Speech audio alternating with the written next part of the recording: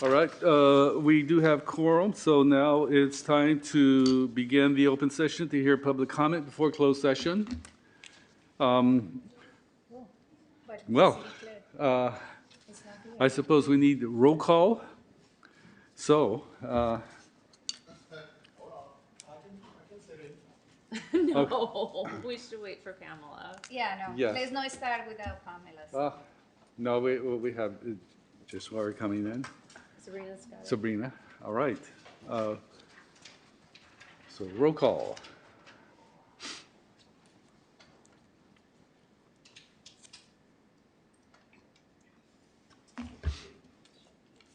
Okay, Councilmember Brown, Here.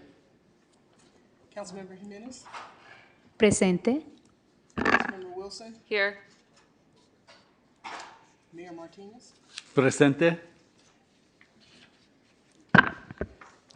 For the record, Councilmember Bana is absent. For roll call, Councilmember Robinson is absent. And Vice Mayor Cepeda is absent. For roll call. During closed session, the council will discuss the following items. Item C1, public employee appointment, title confidential investigative and appeals officer. Item C2, conference with legal counsel, anticipated litigation. This is initiation of litigation. There are 2 cases. Item C3, conference with labor negotiators. Agency representatives Jerome Taylor, Jack Hughes, and Lisa Charbonnet. Employee organizations include SEIU Local 1021 full-time and part-time units, IFPTE Local 21 mid-level management and executive management units, Richmond Police Officers Association, Richmond Police Management Association, IAFF Local 188, and Richmond Fire Management Association. We have one request to address the council. Cordell Henler, you'll have 2 minutes. Okay, so good afternoon, Mayor Martinez, council. I'm looking at the public employee appointments for the confidential investigative and appeals officer. So when you make your decision, I'm hoping that the incumbent will be handling some of the cases that have been worked on by the CPRC. That's one. And then finally is the labor, because these unions have done a lot of good for our city. So when you go back into the Shimano room, I want you to see how it's like. You know, these unions have worked hard to make our city great. So and I'll just leave it at that. Thank you. That will close the open session for comments. We have one more speaker online. Okay. Okay, we have Carlos Cordon. You'll have 2 minutes to speak. You can go ahead and start. Thank you. Yes, my name is Carlos Cordon, and I'm with the International Longshore and Warehouse Union. Thank you all for coming together. It's good to see everyone there on Zoom. I'm really just wanting to, flag a matter where I believe the city has a contract with Patriot Environmental Services. And so what they do is really the environmental hazmat and cleanup services there for the city. And so we're the labor for them. We're with the ILW, we're with Local 56. And we just wanted to update you that it's been the case that we've had an outstanding contract now that we've been negotiating with this employer for 5 years. Really, all that we're trying to do is to improve standards when it comes to safety, when it comes to wages, when it comes to terms and conditions of employment. And, our guys do dangerous work. It's high risk. It requires a certain degree of, both qualifications and certifications. And, wanted to flag that for you just because we are still continuing to bargain with Patriot. And it's not going anywhere. So it could be the case that very soon there's a subcontracted component that's attached to the budget expenditures that you have, and just as a preferred, contractors that you have, that may become an issue. I'm glad to provide more information beyond. I'll try to send some information via email to the board members, and I appreciate your time. Thank you. Thank you. And there are no more speakers. All right. Thank you so much. In that case, we will close the open hearing and retire to closed session. So.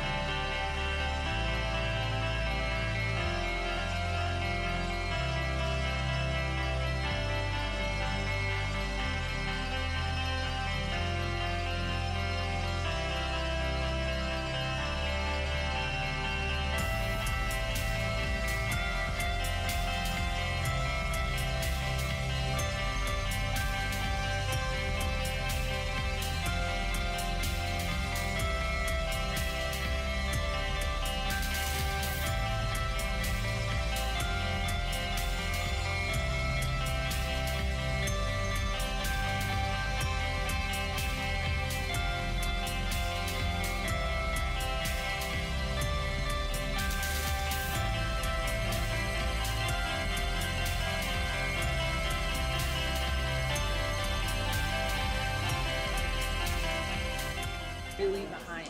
I feel like we should just put that. It is now time to start the regular meeting of the Richmond City Council. We'll begin with the Pledge of Allegiance. Oh, sorry about that.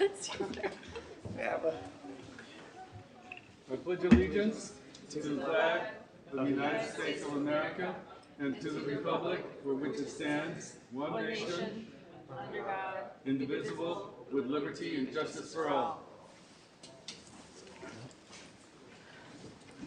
Roll call.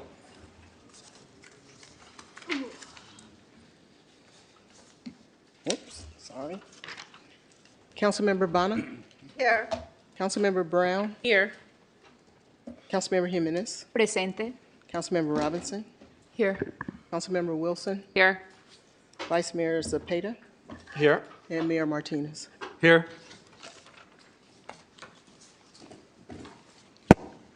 Our next item is statement of conflict of interest. Are there any? Hearing none. Our next item is agenda review. We have a request from staff to continue item O3A.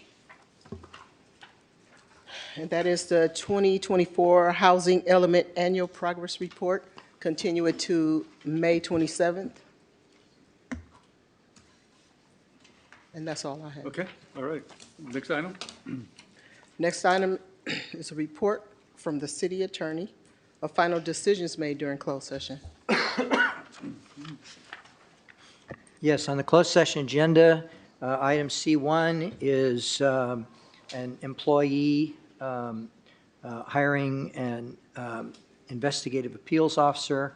On that matter, there will be a public agenda report on that at, I think, the next meeting. With regards to C2, which is two cases, that matter was not discussed. And the C3, the conference on labor negotiations, that item was deferred also. So that's the report. Our next item is a report from the city manager. Good evening, Mayor Martinez, members of the Richmond City Council and Richmond community. KCRT, please put up the slide deck. We had an amazing event this past Saturday. The Literacy Festival took place in the Richmond Memorial Auditorium. We want to extend a heartfelt thank you to everyone who came out to support the Literacy Festival. It was a vibrant and inspiring day filled with community spirit and shared love of reading. The festival featured book giving giveaways, exciting entertainment, and engaging activities for all ages. The Richmond's Poet Laureate, Stephen Sharp, served as the MC. We were honored to have a presentation by local author Janae Brown Wood, followed by a free lunch for all attendees. In the afternoon, Laverna Wilson led a wonderful bookmaking workshop that sparked creativity and conversation. Throughout the event, attendees had the opportunity to learn about the library updates that will be taking place and connect with local literacy resources. Thank you to everyone who participated, volunteered, and supported this special day. Next slide. Come out to our 41st annual Senior Information and Health Fair on May 21st. From 10 a.m. to 1 p.m., we will have informational vendors, entertainment, and interactive exercises, and much more. For more information, please call 510-620-6812. Next slide. Please join us on May 23rd for a hands-on volunteer event to help beautify the Miraflores Greenbelt. From 9 a.m. to 1 p.m., volunteers will help with weed removal, trash pickup, and preparation of the upcoming installation of interpretive signs. Volunteers are encouraged to wear closed-toe shoes, water-resistant shoes, long sleeves, and long pants. As the area may be damp or wet, all tools, supplies, and lunch will be provided. For more information, please call 510-620-6793. Next slide, please. Come celebrate the first anniversary of the Marina Bay Farmers Market on Saturday, May 25th from 9 a.m. to 3 p.m. at Marina Bay Park. This special community event will feature live music, spoken word, dance performances, games, and movement classes. Shoppers can explore a wide selection of fresh fruits, seasonal produce, baked goods, breads, and prepared foods from local vendors. Whether you're looking to stock up on groceries, enjoy family-friendly entertainment, or connect with neighbors, the Marina Bay Farmers Market has something special for everyone. The market is located in the parking lot off Regatta Boulevard in Melville Square. For more information, please visit www.richmondfarmersmarket.org or call 510-406-1360. Next slide, please. And the Parkchester Village Mural Reveal Celebration is scheduled to take place on Saturday, May 31st from 12 noon to 4 p.m. at the Parkchester Community Center.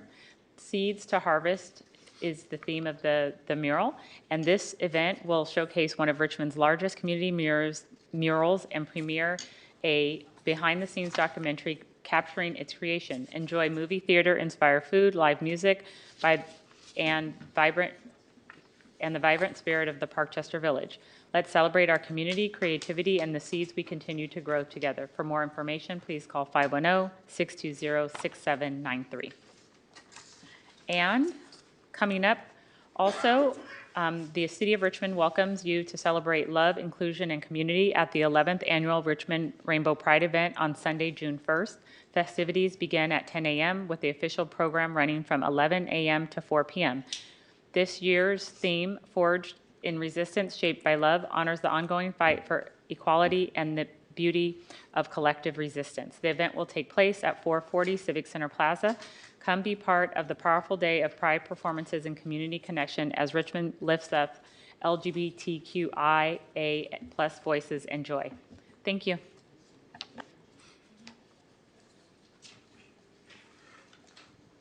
Our next item is item M1, commendations, presentations, and proclamations.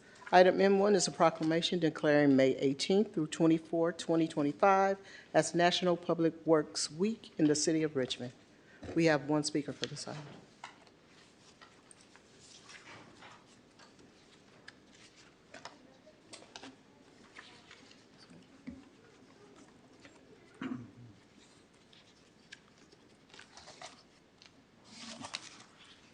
So,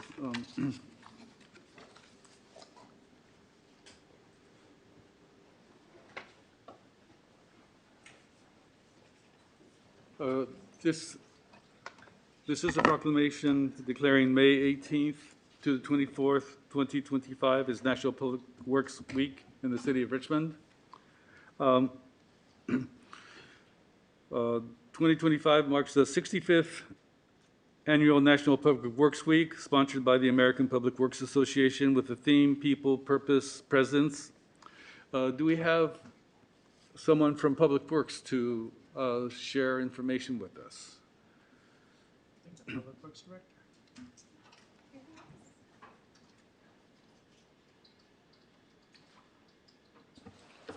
Good evening, Mayor Martinez, City Council members. We are very happy to celebrate with the city our annual Public Works Week. And there's a couple of things I would like to mention. The first one is that this Thursday, May 22nd, we're going to have a showcase of some of our equipment at the recreation complex, at 3230 McDonald Avenue, from 10 a.m. to 11 a.m. So all the community is invited to come and check out the equipment that Public Works have.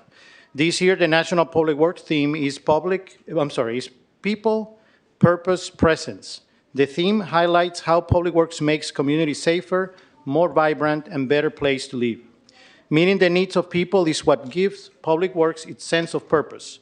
Public Works professionals are ever present, working in the background to advance quality of life for all. Paraphrasing a quote from a former president, some people spend an entire lifetime wondering if they made a difference in this world. Public Works professionals don't have that problem. I would like also to ask all the people here for a moment of silence of two employees of Public Works that left us this year. Stefan Sincera, who was a senior equipment mechanic, passed away on October 13, 2024. And Sean Harrison, groundskeeper, that passed away on February 9, 2025.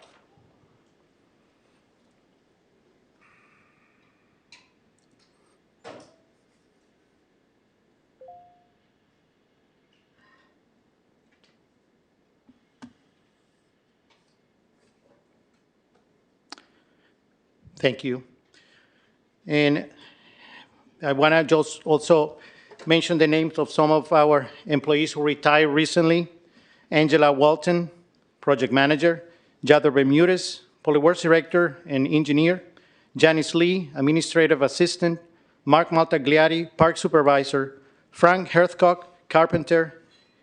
Gary Lee, equipment operator. Ramon Torres, building trade worker. Cornell Hughes, electrical supervisor. James Robertson, equipment parts specialist. Greg Hardesty, park superintendent. Dick Carnes, fleet superintendent. Ed Pash, facilities maintenance worker. And with that, I want to ask all the Public Works employees who are present if you can stand up, please.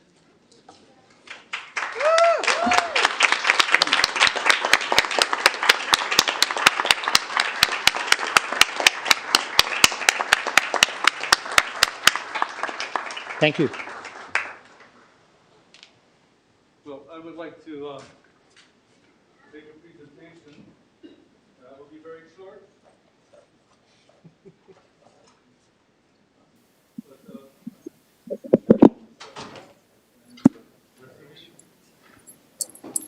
I'm not going to read the entire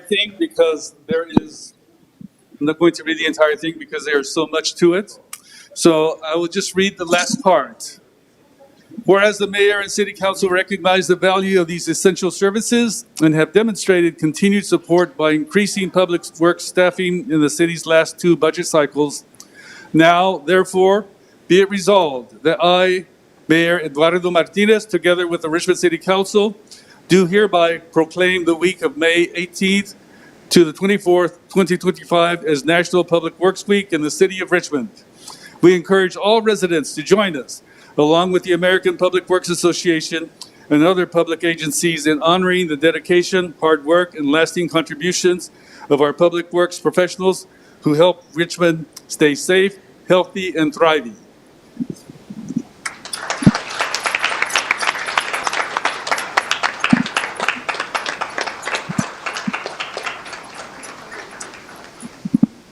And well, we've seen a lot of proclamations, Mr. Mayor, since we joined the city. And we learned that every single person up here has to talk.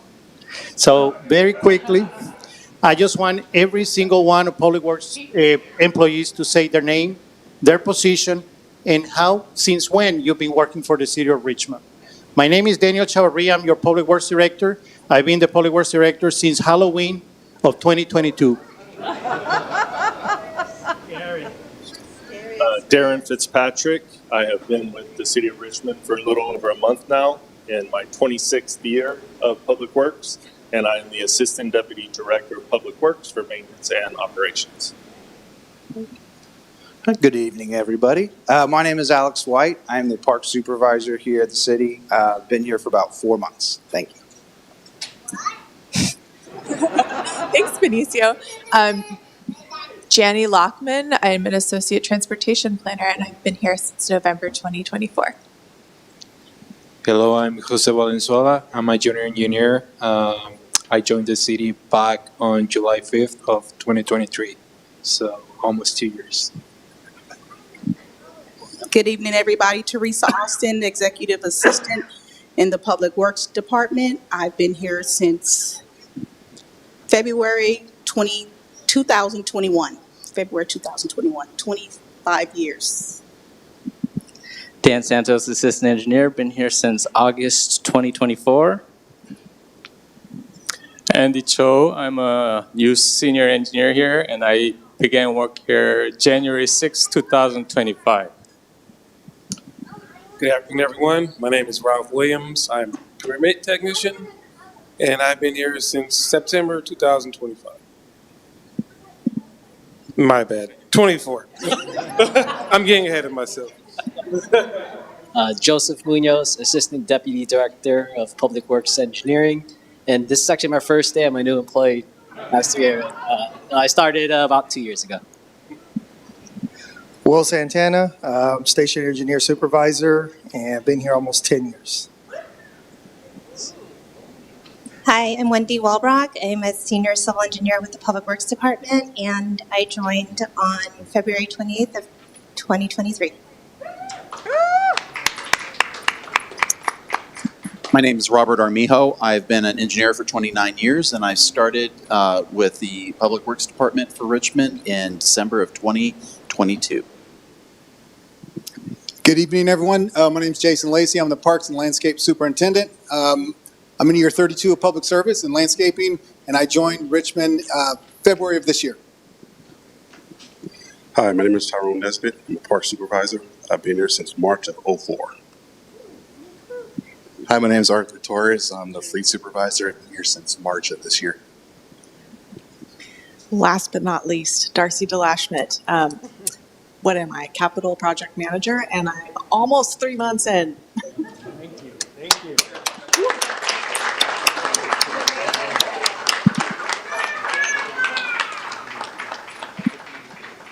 All right, thanks to everyone, and we'll see you on the streets and in the parks.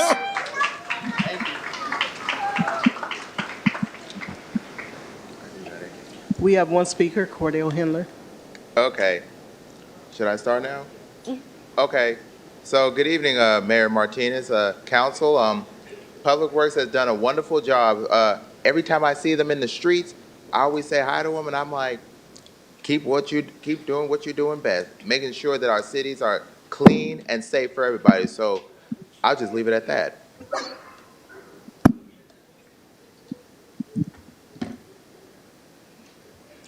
Our next item is open forum. Tonight, we have 25 in-person speakers. If there's anyone joining us online that would like to address the council during open forum, please raise your hand at this time. And for the record, item 03A has been continued to May 27th. Open forum is an opportunity to give comment to the council on items that remain on the consent calendar or items that are not on the agenda. Please keep your comments respectful. You'll have 2 minutes to address the council. Some of the names, I will not say the last name because I can't read it. So I'll just pronounce the first initial.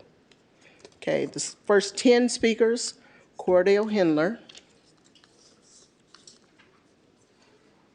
Hold on, Cordell. Catherine Lee.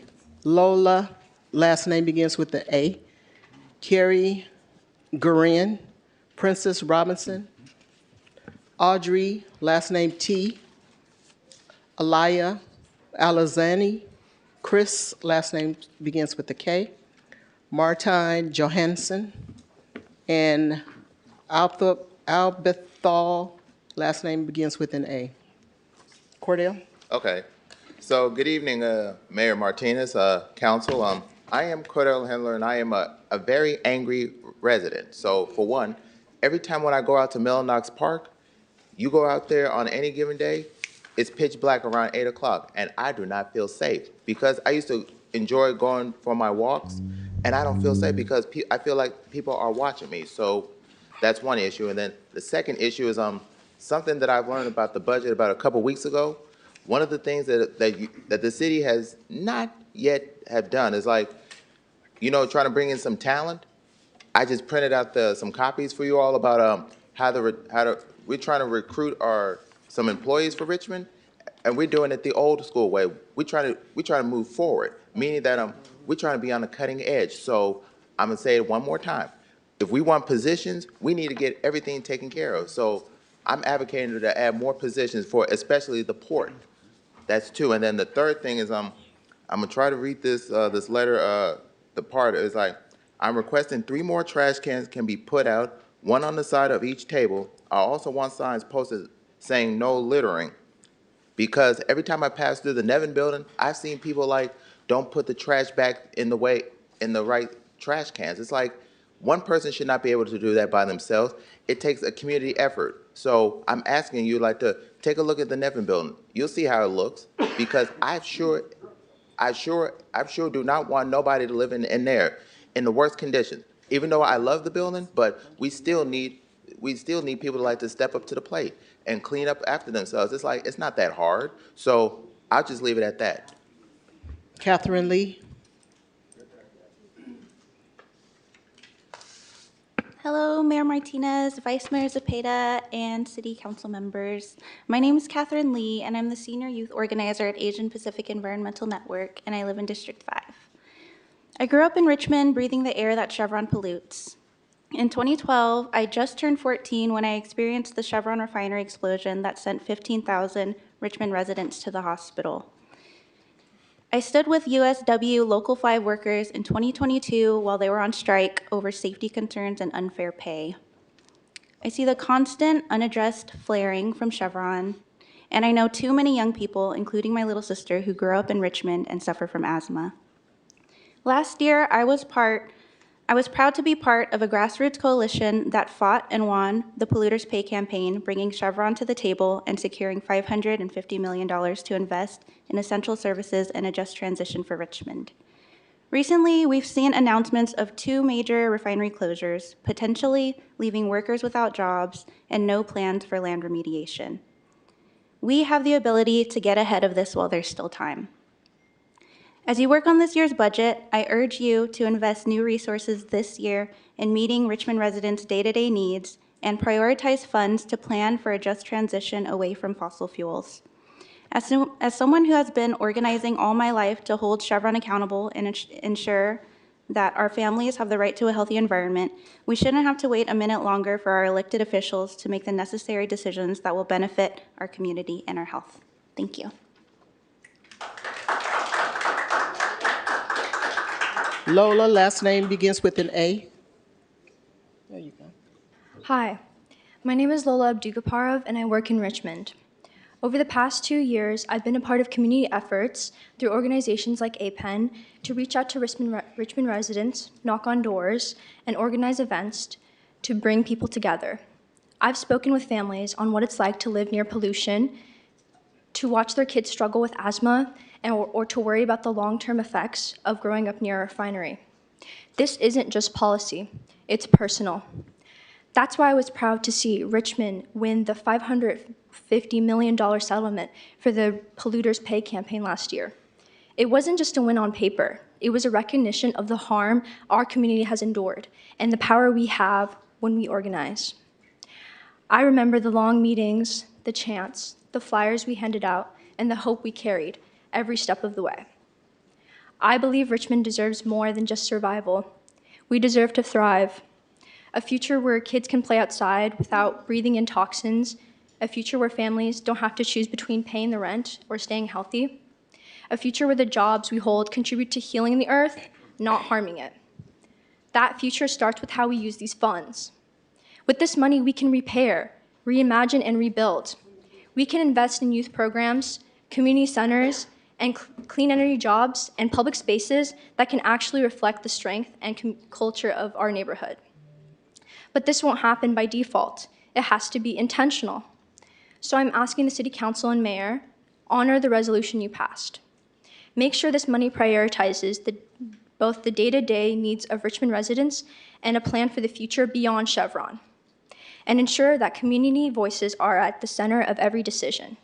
We fought for this. Now let's make it count. Thank you. Carrie Duran, followed by Princess Robinson. Carrie. Hi there, good evening. Carrie Guerin, she/her, Richmond staff attorney at Communities for a Better Environment. Here today about the $550 million settlement that Richmond was able to win from the Polluters Pay campaign last year, and how Richmond can now use these additional resources to meet both immediate community needs and plan for the future. Last year, CBE was proud to be part of the coalition of workers, family, youth, and elders, and city council members that brought Chevron to the table and won these resources for our city.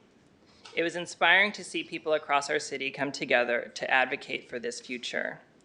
Now, with these additional new resources coming into the city's budget, Richmond has an opportunity both to fund essential services and infrastructure that people need right now, like parks, roads, libraries, and rec centers, as well as the ability to invest for the future by taking the steps that will diversify the economy and make this city less dependent on big oil, by encouraging cleanup of brownfield sites and supporting industries that benefit rather than pollute the community. We want the city to continue to engage the community in deciding how to best meet these ends. To build a healthier future for Richmond, we need to start planning now. And there are available strategies for making Richmond ready for the inevitability of a non-fossil fuel dependent future. And we can start and need to continue pursuing them now in earnest. Thank you. Princess Robinson, followed by Audrey. Good evening, everyone. My name is Princess Robinson, Executive Director for Richmond Land. I grew up in Richmond. I have been working in Richmond for over a decade, advancing alternative solutions.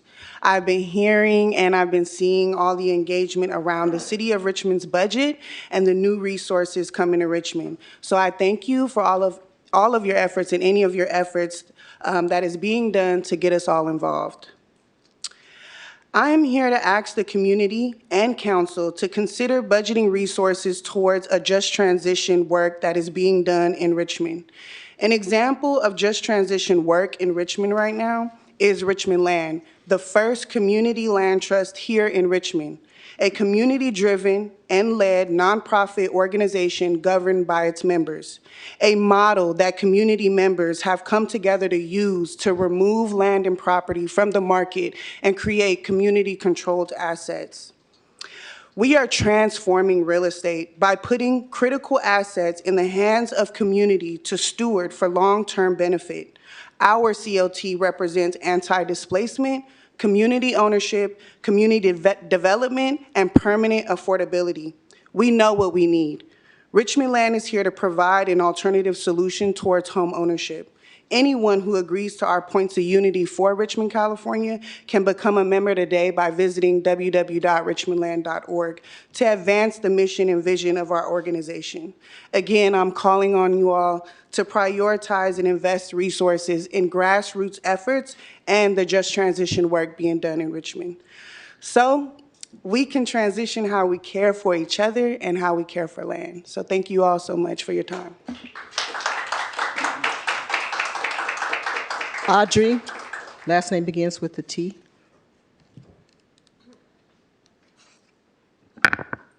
Apologies. Good evening. My name is Audrey Tipakin Gilpon, and I work with students in Richmond. Many of these students are affected by the poor air quality, and my family lived in Richmond when they first came to America in 1986. Some of my family members have asthma, which has worsened from living in the area of the Chevron refinery. I also have friends who go to school in Richmond, and they and their families suffer from respiratory issues. With the settlement, we can begin to fix so many things in the city of Richmond. We can have an opportunity to mend the roads, parks, rec centers, and invest in local economies and the children of Richmond. We cannot passively expect a better future when the beginning of the future is now. Decreasing our economic dependence on Chevron and detaching ourselves will create a better environment for everyone. The longer we depend on Chevron, the worse our community will get. I encourage you to really take into consideration the realistic future we will have if we don't make changes now. Me and my coworkers, friends, and the Richmond community hope that we can look forward to seeing this settlement being put to good use and invested into the future of Richmond. I and many others are looking forward to a just transition, and I ask that these additional resources be both invested to meet the community immediate needs and prioritized to plan a future beyond oil. The time is now, and we can never grow as a community if we don't take these first steps forward. Thank you.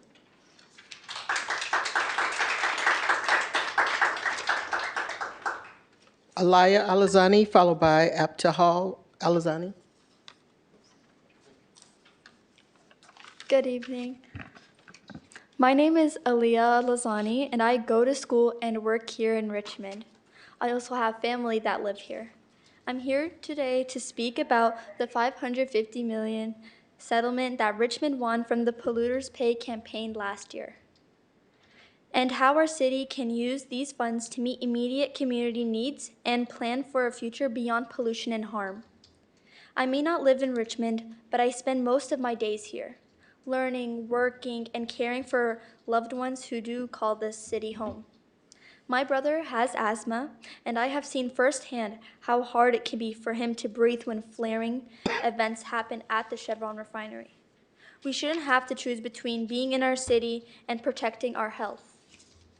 With these new resources coming into the city's budget, Richmond has an opportunity to fund essential services and infrastructure like parks, roads, libraries, and centers.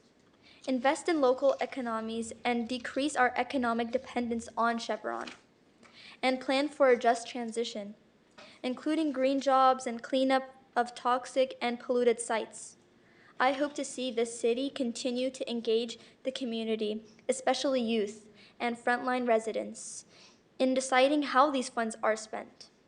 To build a healthier future for Richmond, we need to start planning now by both investing these new resources in meeting residents' immediate needs and prioritizing funds to lay the foundation for a future beyond oil. Thank you. Abtahal Lazani. Hello everyone, my name is Optal. I live and go to school here in Richmond, and I'm here today to speak to you about the $550 million settlement that Richmond was able to win from the Polluters Pay campaign last year, and how Richmond can use these additional resources to meet immediate community needs and plan for our future. Growing up here in Richmond, I've lived with the reality that there are at least 2 flarings each week, forcing us to adapt to the constant air pollution. But this is not how we want to envision Richmond. In fact, research shows that people who live in Richmond are most likely to develop serious health issues such as cardiovascular diseases, respiratory problems, and asthma. Shockingly, 99% of Richmond residents are most likely to suffer from asthma compared to the general population. If Richmond has so many health-related issues, then where is the nearest full-service public hospital? In case of emergencies, Richmond residents have to drive to Martinez, which is a 30-minute drive. Who knows what can happen in those 30 minutes?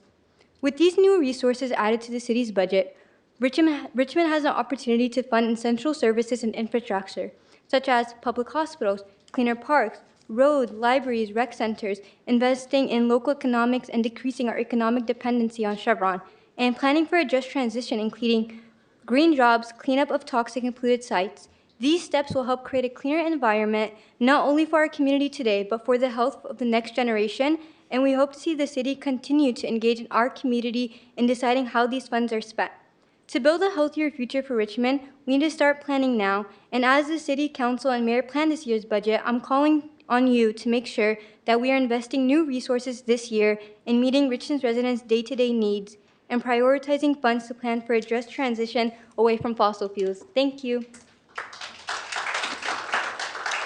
Chris, last name begins with a K, and it will be followed by Martine Johansson. Hi, my name is Chris Kansawong. I am a retiree who formerly worked for Richmond Work in Richmond. I'm here today to speak to you about the $550 million settlement that Richmond was able to win from the polluter pay change campaign last year, and how those resources can use to meet our community need and plan for our future. I believe that we can build a city where our kids, our children breathe clean air and have access to family support, job, and quality, affordable housing. Our youth deserve to serve job training and career pathway that lead to high-paying job and affordable the housing is necessary so that our community can learn, can spend more and their money on food and healthcare, and are able to live comfortably and take care of their loved one. I also hope to see that city continue to engage our community in deciding how those funds can be spent to build healthy future for Richmond. We need to start planning now by taking sure that there are new resources invested in meeting Richmond resident day-to-day need and Your time planning has expired, sir. to just transition. Thank you. Thank you.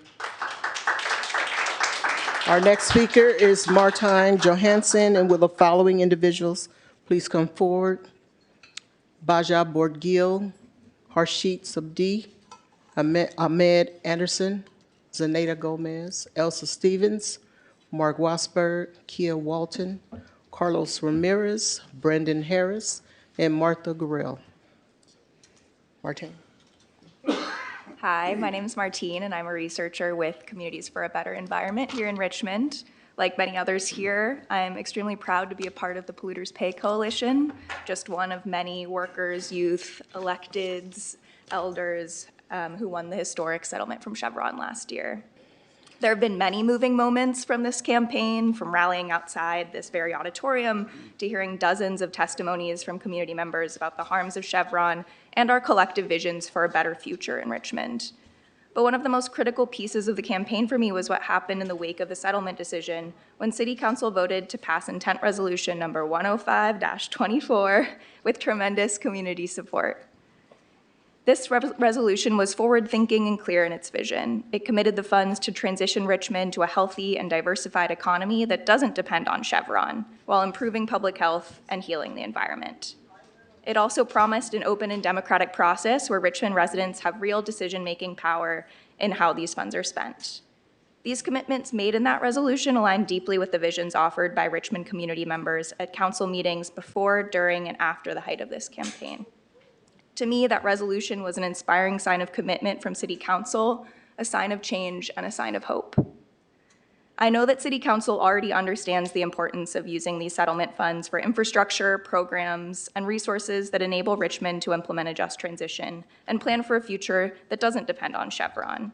Not just because of the chaotic refinery closures that are happening across California that will leave cities without huge portions of their tax base, workers without jobs, and communities left to clean up the mess. But because City Council already outlined and committed to this vision through the intent resolution, that exciting sign of hope, I urge City Council to use this budget cycle to plan for the future we all want for Richmond. Thanks. Thank you. Baja Borgil. Good evening, Mayor Martinez and City Council members. My name is Balja, known as Mr. Borgil to some, and I work in Richmond as a third grade teacher at Richmond College Prep. I'm here today to speak in support of the $550 million settlement that our city won from the Polluters Pay campaign, and to urge you to invest these resources in our kids and our community. During Earth Day this year, I spoke to my students about what it means to create change, and not just by saving water or turning off the lights, but by standing together. I told them about the campaign, the Polluters Pay campaign, and how proud I was to be part of the coalition of workers, families, youth, and elders who made that happen. And I asked my students what they would do with the money. And while I expected silly answers, I saw how engaged they were when they found out that they could have the future in their hands. And it really stuck with me. One student said, "I don't go to the park anymore because my parents are scared of what might happen." Another said, "I wish we had a place where kids could just be kids." Many of them talked about wanting safe places to play and community spaces that are clean, welcoming, and well-kept. And many of my students, they go home to small apartments, sometimes taking care of younger siblings, and their only escape is the screen. These funds give Richmond a real chance to change that, improving our youth programs, libraries, parks, and spaces where kids can grow, learn, and connect with each other and the city.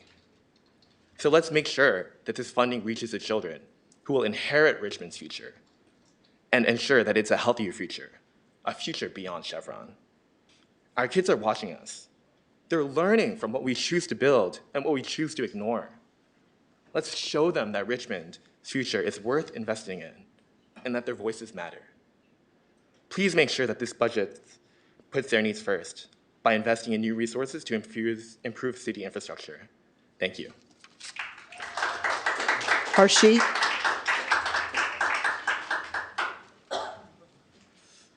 Hello, Mayor Martinez and City Council members. My name is Harshit, and I'm currently a high school senior and an active youth in the Richmond community. I'm here today to speak about the $550 million settlement Richmond won through the Polluters Pay campaign and how we can use those funds to meet immediate community needs and plan for a healthier and more just future. I grew up in Richmond, breathing the air that Chevron pollutes, and I also remember when kids at Perez Elementary had to be evacuated and bussed out of the city to escape the smoke from one of Chevron's flare-ups. I've heard countless stories like that. Families putting towels under doors to keep toxic air from getting inside their homes, people coughing and getting sick, students missing school, and communities living in fear every time the refinery lights up. This is the reality many of us live with, and it's not fair. We deserve better. The $550 million isn't just a settlement. It's a chance to repair harm and reinvest in Richmond. We can use these resources to restore essential services like parks, roads, libraries, and recreational centers, build stronger local economies so we're not just dependent on Chevron, and begin our just transition. Creating green jobs, cleaning up toxic sites, and making sure no one has to live the way we have. But this moment isn't just about the funding. It's about power and voice. The city must continue to engage the people who've lived this reality, especially youth, frontline communities, and workers in deciding how this money is spent. If we want a healthier Richmond, we need to start building it now by attending to Richmond residents' immediate needs and prioritizing funds to plan for a Richmond beyond oil. As the City Council and Mayor shape this year's budget, I urge you to invest in what our communities truly need, today and for the long term. Thank you. Ahmed Anderson. Good evening, Mayor, City Council, and City staff.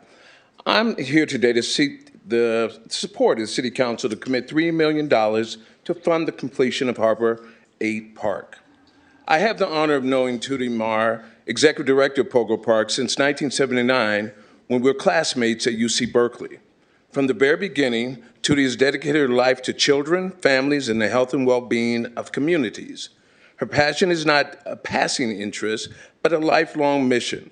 Richmond is incredibly blessed that her dream is now taking full bloom through Pogo Park, a nationally recognized model for community transformation. The City of Richmond's financial support of Pogo Park is not just an investment in a park, but it's an investment in our youth and our neighborhoods and a healthier, more vibrant future for everyone, as everybody has spoken to already on the other issue. But also, it's a lifelong vision realized locally. Tootie Marr has committed decades to building community, health, and development. Pogo Park is the living proof of the vision and ready to complete the Harbor 8 Park. Community-led development, built by and for the people of Richmond. Pogo Park and new Harbor 8 Park is a grassroots model of urban renewal, equity, and true community collaboration. Youth engagement, the park offers safe, stimulating, and empowering spaces where children can grow, play, and thrive. Healthy and well-being, the park promotes physical activity, mental health, and social connection for the underserved neighborhoods. Educational impact, Pogo Park provides informal learning spaces and programs and nurture creativity, literacy, and life skills. We need your support. Lastly, I want to thank the Mayor and City Council Person Sue Wilson for attending the Laurel Park Neighborhood Council event, our Neighbor to Neighbor event. Take a walk in the park. We had a great time. Your time is expired. All right. Thank you. Zenaida Gomez. She'll be followed by Elsa Stevens. Translation. Mi nombre es Zenaida Gómez, vivo en Richmond, soy miembro de ACE. My name is Zenaida Gomez. I live in Richmond and I'm a member of ACE. Estoy aquí para pedirles del acuerdo que se acordó con Chevron, que se logró que pagaran a la ciudad de Richmond 550 millones. And I'm here to talk about the settlement for the $550 million with the Chevron. Y pedimos que de ese dinero, de una parte que se disponga para hacer cambios de energía limpia en nuestros hogares. And we want to take part of that money to make our homes with clean energy. Que no se use más gas para cocinar ni para calentar nuestros hogares, que todo sea eléctrico y que se use energía solar. And we don't want to use any more gas in our homes. We want to change everything to electrical and solar energy. Y queremos alejarnos de los tóxicos y contaminantes que vienen de los fósiles. We want to get away from the contamination and toxins from the fossil petroleums. Como ya sabemos que nuestra comunidad está muy contaminada y eso ha hecho que tengamos muchas alergias y asma en nuestras familias. And all this environment of contamination is being creating that in our families in Richmond, we have a lot of allergies and asthma. Mis hijos en particular, ellos sufren de muchas alergias y es muy importante que tomen en cuenta nuestra necesidad, que necesitamos un Richmond fuera de contaminación. And my children, both of them suffer from allergies for this contamination.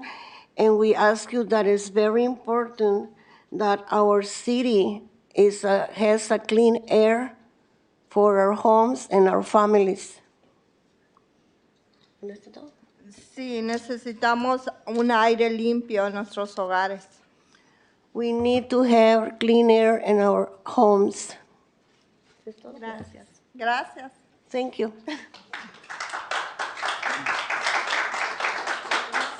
Elsa Stevens, followed by Mark Wasberg. I get 4 minutes. No, you don't. There you go, Elsa. Hi, I'm Elsa Stevens. I'm a 71-year-old Richmond resident. For many years, I have heard the practice shelter-in-place warning on Wednesdays at 11 a.m. Every morning, my car is covered in goo. Who knows what that's doing to my lungs? Please prioritize funds for a just transition so that APEN, ACE, and Richmond Kids First can see their dreams of healthy homes projects come true. Thank you for your time. Mark Wasberg, followed by Kia Walton.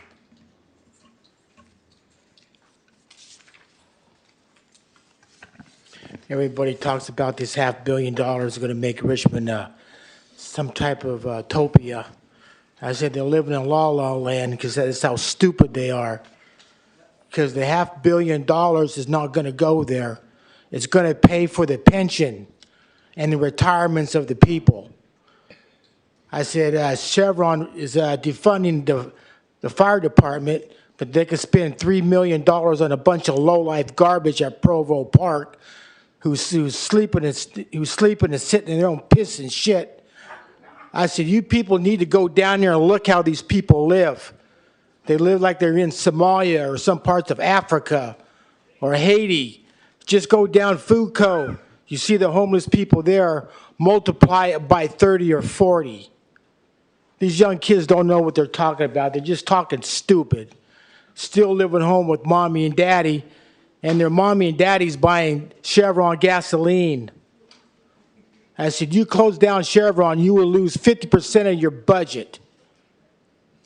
And they brag about this half a $500 million. It's already into the state's hands. Richmond doesn't have no $500 million. The state already has it. In return, the state's going to give the money to the city. Think they're going to build libraries and make Richmond clean air and have healthy homes and all this other bullshit. That's what they're talking. It's a bunch of garbage. If you don't like living here, move. Chevron's been here over 100 years. They built this city. And they come up here and cry about a little smoke coming out of the pipes and stuff like that. I worked at Chevron. Chevron put a lot of steaks on my table. You wait a couple years. You'll know what I'm talking about, little bitches. Kia Walton.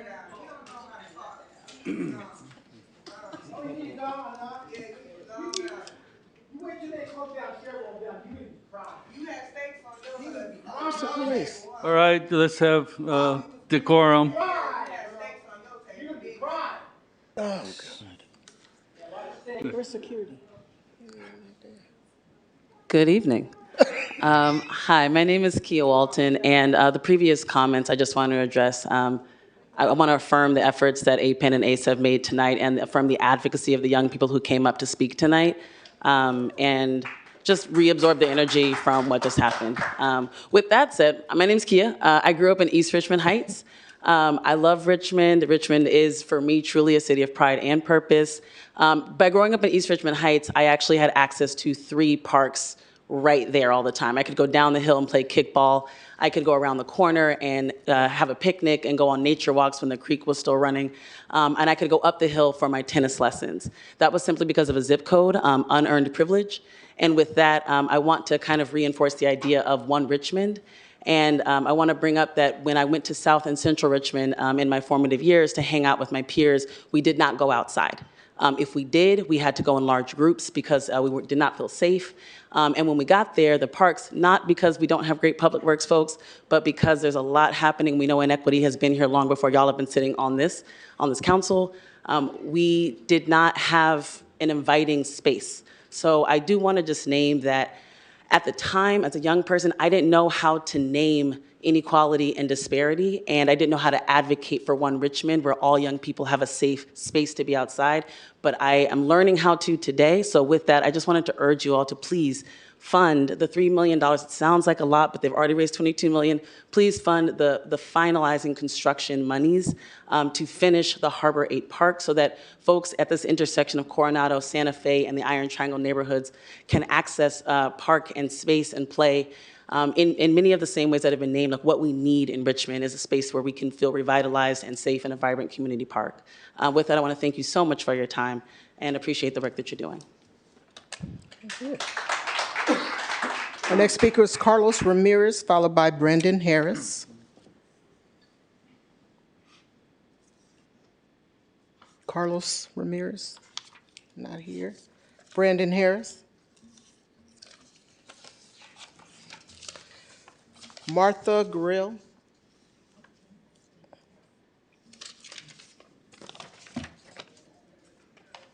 Hi, good afternoon. My name is Martha Gruel. I'm a Richmond resident. I'm an active member of the Richmond Progressive Alliance, but I speak tonight from my own heart, not from any RPA position that's been taken. And I too want to talk to you about the $550 million settlement. Because I too was a part of the Make Polluters Pay campaign, and I too supported our city leaders who sat down with Chevron and made sure that they went ahead and signed on the dotted line to go ahead and start paying. So now the hard questions of how to use that money, it's not infinite, and it's a good problem to have, but the problem is how do we set the priorities? So I want to say 2 things about that.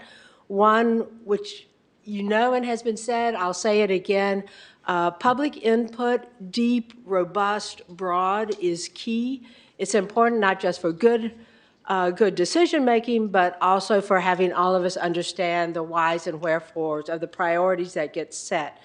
And second, as leaders, you of course have responsibility to look into the future, to look beyond our immediate abundant needs, and all of the great programs that have been mentioned tonight and more that need that funding right away, and to think about the future and to say, okay, some part of this we are going to set aside, invest in a just transition fund to make sure that when Chevron does close its doors, which we know is going to happen, that we are not flat-footed, that we know that the corporation is going to look after their bottom line, and it's up to us to be ready to look after ourselves for a just transition. Thank you. Okay, our next speaker is Oscar Garcia. Will the following individuals please come forward? Irania De La Mora, Jamin Purcell, Bradley Dunn, and our last speaker, in-person speaker, will be Liz Wood. Hi, good evening, Mayor and City Council. My name is Oscar Garcia, and I'm also requesting the city allocate $3 million to complete the Harbor 8th Park. I am born and raised in the Iron Triangle and currently still live there. And we continue to suffer from the reputation of being high in crime and poverty. And investing in Harbor 8th is an opportunity to improve that reputation, because Harbor 8th Park will improve the quality of life. It adds a safe, beautiful green space to be enjoyed by a diverse range of community members. Park visitors can stroll along the walking path, attend free community programming, engage in active play at the youth-sized soccer field, and gather together in comfortable seating to enjoy the sun and outdoors. The stressors of daily life melt away inside this protected play and gathering space. Harbor 8th will provide Richmond residents a much-needed space to decompress and tap into the joy of life. There are so many unique features available at the Harbor 8 Park, it will become its own attraction for the city of Richmond and beyond. There is no other space like Harbor 8 Park. With the city's help, Pogo Park can finish the construction and officially open its doors for our amazing community to enjoy social connections and personal well-being. Please invest in our quality of life, not only in the Iron Triangle, but all of Richmond, and please fund the completion of the Harbor 8th Park. Thank you. Irania De La Mora, followed by Jamin Purcell. Hello, everybody. My name is Irania De La Mora, and I'm so happy to be here with you all today. It's always such a great pleasure to speak to you all and have you listen to me talk about the same thing over and over. So I'm going to be singing on June 6th. I believe that's Juneteenth at the food vendor location. I think that's the plan. Hopefully, I will be singing. And I will be singing Sweet by Hozier. I don't know if you heard that song, Sweet. And since everyone's talking about trees and public works, it's nice that you guys recognize them for a week. In that area where the food vendors are supposed to be selling fruit and having music, there's these little pots where there's supposed to be plants inside. They haven't put any plants in there, any dirt. And I do plan on going to City Hall. I already went to City Hall and I asked about those big cement pots. They're like huge, like about this big, this wide.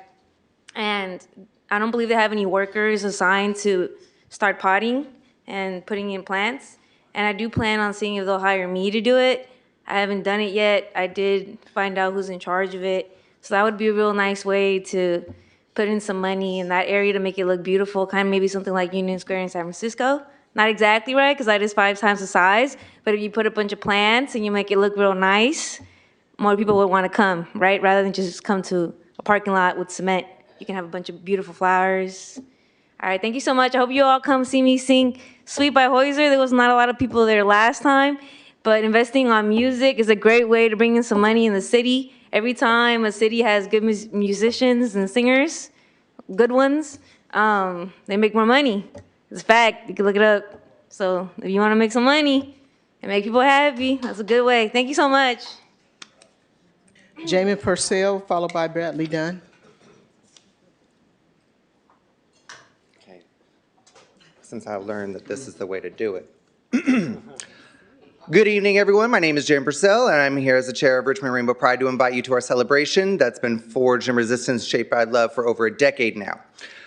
On Sunday, June 1st, we're going to be hosting our 11th Richmond Rainbow Pride Parade and Festival, and we're inviting you all.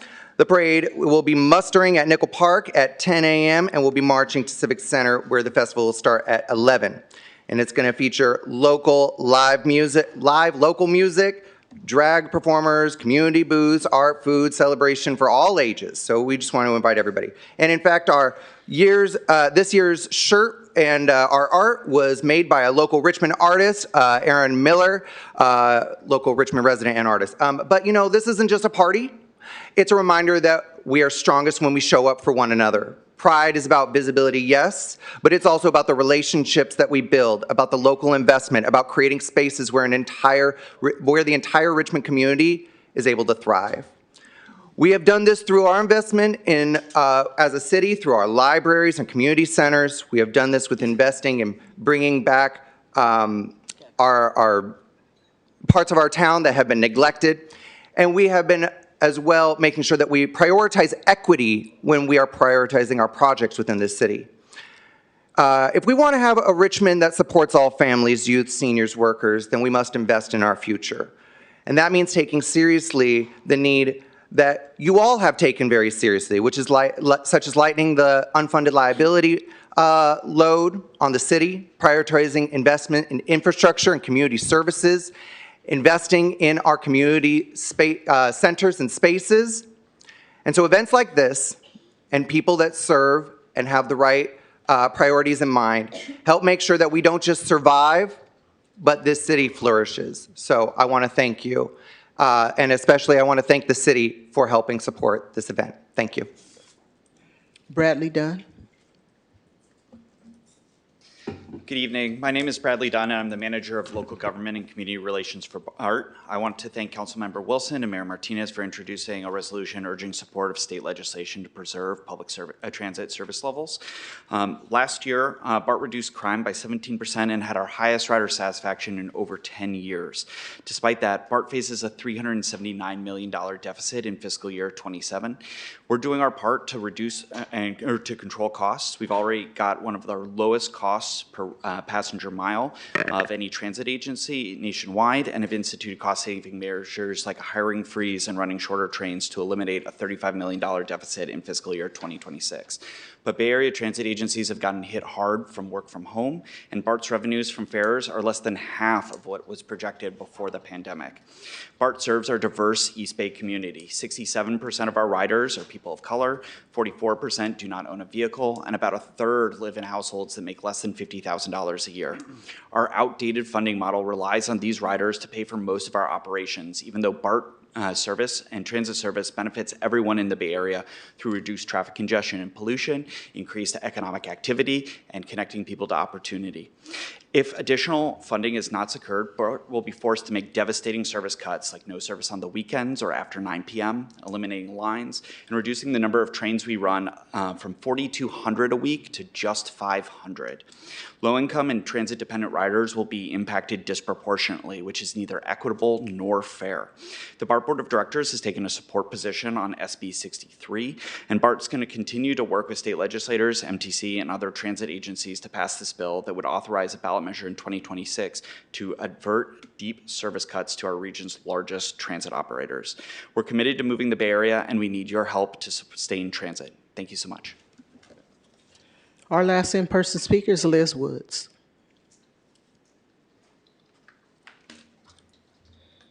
Hello, everyone. Many of you probably have seen me barbecuing out there or weed eating across from Nevin Plaza. That's why it's so clean. I'm here because I'm tired of seeing how dirty it is. The weeds aren't cut. It's trash out there. That's something that needs to be done every day because it's open to the public, not just once a week. Like Gabino just told me they'll do it once a week. I have to take the trash and use gloves to empty the trash cans because they're not empty. It's a lady here, Cynthia Boyd, has been helping me. I bought 2 battery-operated weed eaters, a weed blower, a leaf blower, a trash picker-upper, and a rake. And I clean that. And I'm going to go around cleaning my community because I love where I live. And I'm going to start a nonprofit called LWWL, love where we live. You have to love where you live, right? It's just because you live in the hood, you don't have to look like you live in the hood. So I want to improve my community. I want to do better, and I want people to step up. And we have to put 3 more trash cans out there, because I tell people that you guys hired me, but I do this on my own time. So I just want to say that when you see me selling shoes out there and boots, I have a little business, buy some, I'll sell you a pair for $20. And that was our last in-person speaker, and now we'll move to the online speakers, and we have 3 speakers. Okay, we have Benjamin Terrio, Michelle Chan, and Shiva Mishik. Benjamin, you'll have 2 minutes to speak. You can go ahead and start.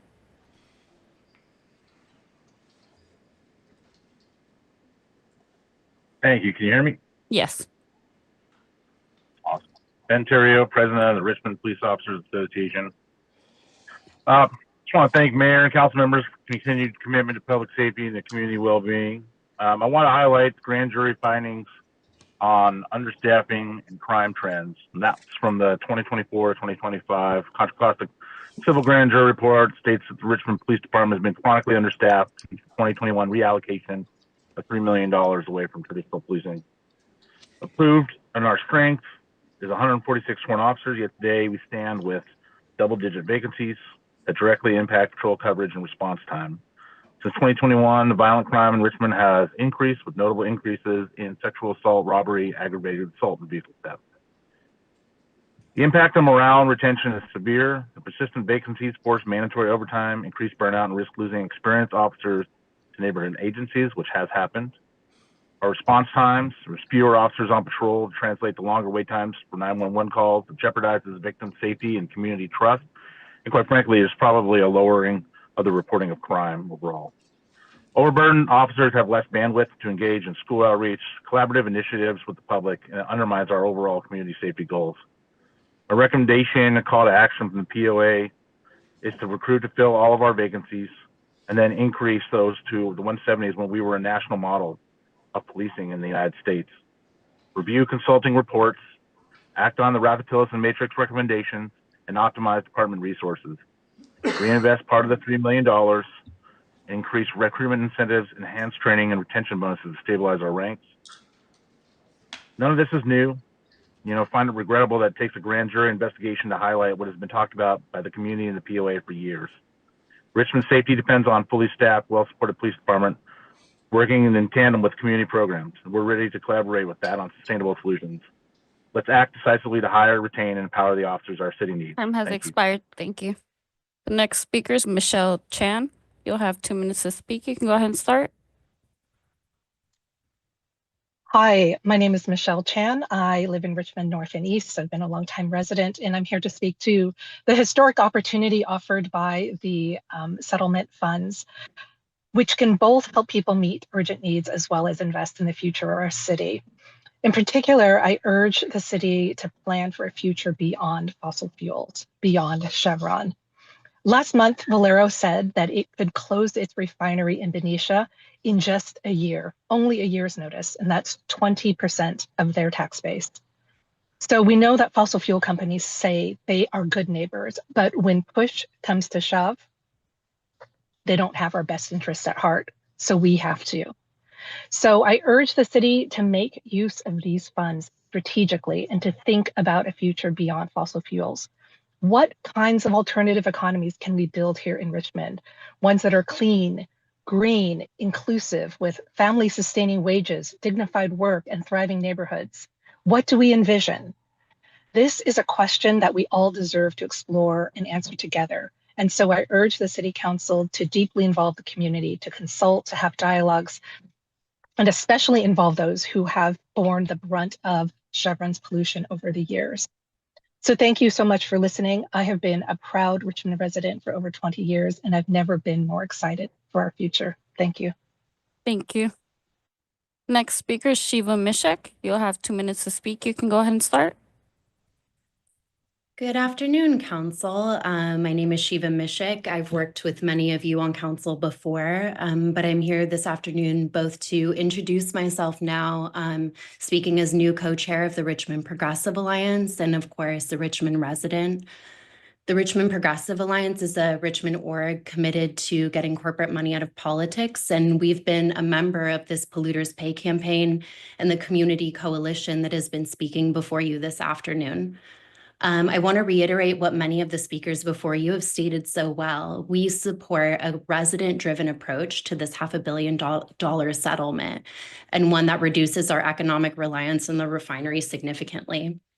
When I worked for the city of Richmond, I presented most of you with a financial analysis of the oil sector in the United States and how our city would do well to make sure we diversify our economy and tax revenue as soon as possible. It's been so beautiful to see the community and residents work to ensure these funds or secure these funds. And I think as such are incredibly capable of, and I would argue entitled to, a strong say in how these funds are spent over the next 10 years. As we've seen here today, residents are especially aware of what their needs are, and I urge you as both a Richmond resident and a representative of the Richmond Progressive Alliance to readily incorporate resident input and ensure these funds are directed toward projects that improve the city's infrastructure and diversify our economy away from polluting industries. I also, as always, want to take a moment to bring in a longtime RPA member, Kabir Kapoor, who many of us knew and loved, including on council, who passed away due to vulnerabilities with asthma and breathing issues, and who we miss all the time. And so with that, I'll say thank you for working with us closely in the coming years. Thank you. And there are no more public speakers. Our next item is approval of the consent calendar. And as a reminder, item 03A, the 2024 Housing Element Annual Progress Report is not included in this vote.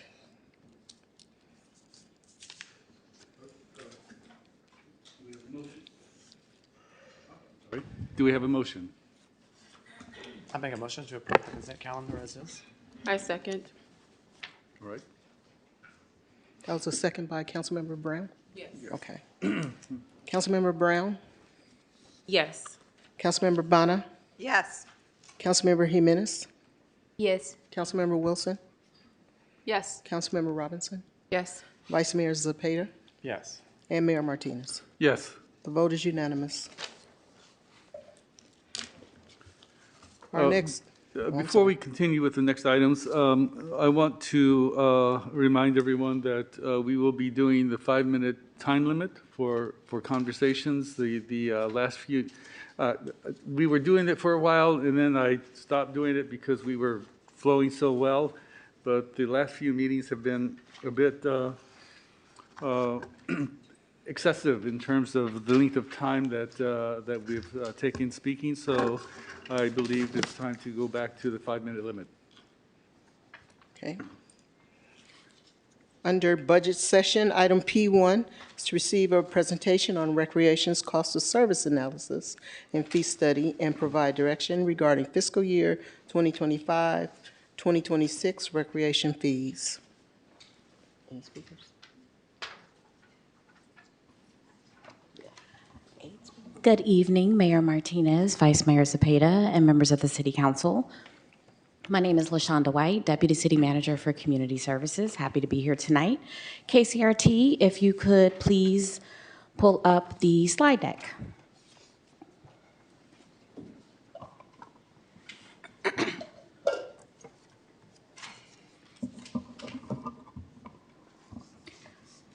Thank you. Tonight, we have with us Jesse Moyet from Barry Dunn. He is online. He'll be providing the majority of tonight's presentation. We also have Rajna Maharaj, Antonio Benuelos, and Hope Littell, all from the city of Richmond, to either present and or answer any questions you might have tonight. So the reason why we are here tonight is because back in 2023, sorry, not 2003. June 27, 2023, the City Council adopted a resolution approving the master fee schedule, but they excluded the recreation fees. They did this because they asked for us to do further analysis on our recreation fees And then in addition, the City Council approved the 5 following principles that we should think about when setting fees. The first is public resources for public good, that we really do need to maximize the use of our fees to support public benefit. Wanted to make sure we are having social equity and really thinking about excluded groups when we are thinking about setting fees. The ability to pay, and we do think about that. Sustainable and sufficient revenue, and then alignment with City Council priorities. So those are the five priorities, principles that City Council asked us to think about when setting fees back in June 27th. And so we are here now with a presentation on the cost of service analysis from Barry Dunn. Next slide, please. As shared, tonight you will receive a presentation on recreation cost of service analysis and fee study.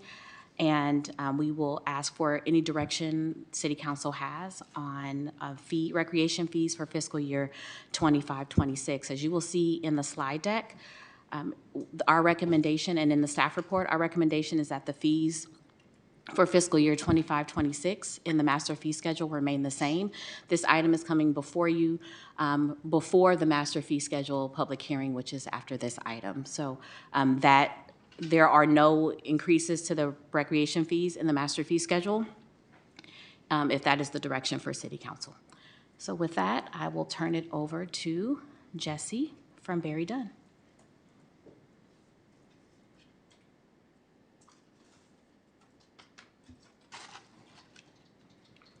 Jesse, are you there?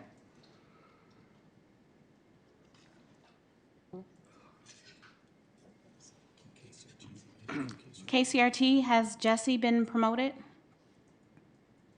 Hello, everyone. Yes, I just received the promotion here. Can everyone hear me? Just a technical check? Yes, we can hear you, Jesse. Next slide to KCRT. Wonderful. Please.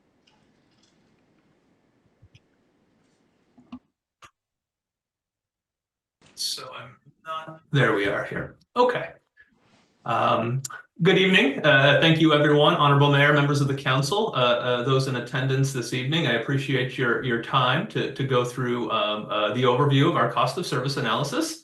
As the city team just mentioned in the introduction, we'll go over at a high level the project scope, the all-important analysis summary, engagement summary, and kind of some future considerations that were the outcomes of those efforts, as well as some recommendations, and of course leave ample time for questions and discussion.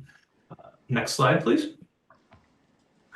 Just a high-level overview of the project. I had the pleasure of working with the city team for about 9 or 10 months of looking at the cost of service for the recreation division, providing those services to the community, looking at the level of effort and the resources that it takes for that department to deliver the services they do to the community.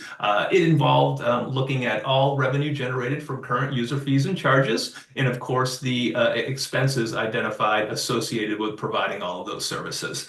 That overview straddled about 6 phases, that you'll see down there. I like to just characterize it as the science and the philosophy. Ultimately, we spent a lot of time turning over every stone in the fiscal environment for the department, understanding where revenue was generated from the core services, and allocating expenses accordingly. But most importantly, also looking at that philosophy side of things and understanding the benefit received by the community because of the services that are provided, that I'm sure no one in this room will argue often transcends the actual revenue generated from the fee that is charged for these services. Also, we rounded this out with some engagement efforts that we'll talk about towards the end of the slide deck, where we were able to engage community members and solicit some feedback based on our efforts through this cost of service project. Next slide, please. And so our scope from a timeline standpoint, we like to characterize it as a past, present, and future. We looked at about a 7-year fiscal year spread, going back to fiscal year 2022, and looking at the closed fiscal years from an accounting standpoint of FY 22, 23, and 24, seeing where we were at in that present framework of FY 25 and how things were lining up with service delivery objectives and strategic initiatives, and then also using that foundation to project out the best we can based on known assumptions and outcomes from our historical efforts for fiscal years 26, 27, and 28 to really give the council, leadership, and of course the community some detailed insight into where the department might be heading in the future from a fiscal environment. Next slide, please.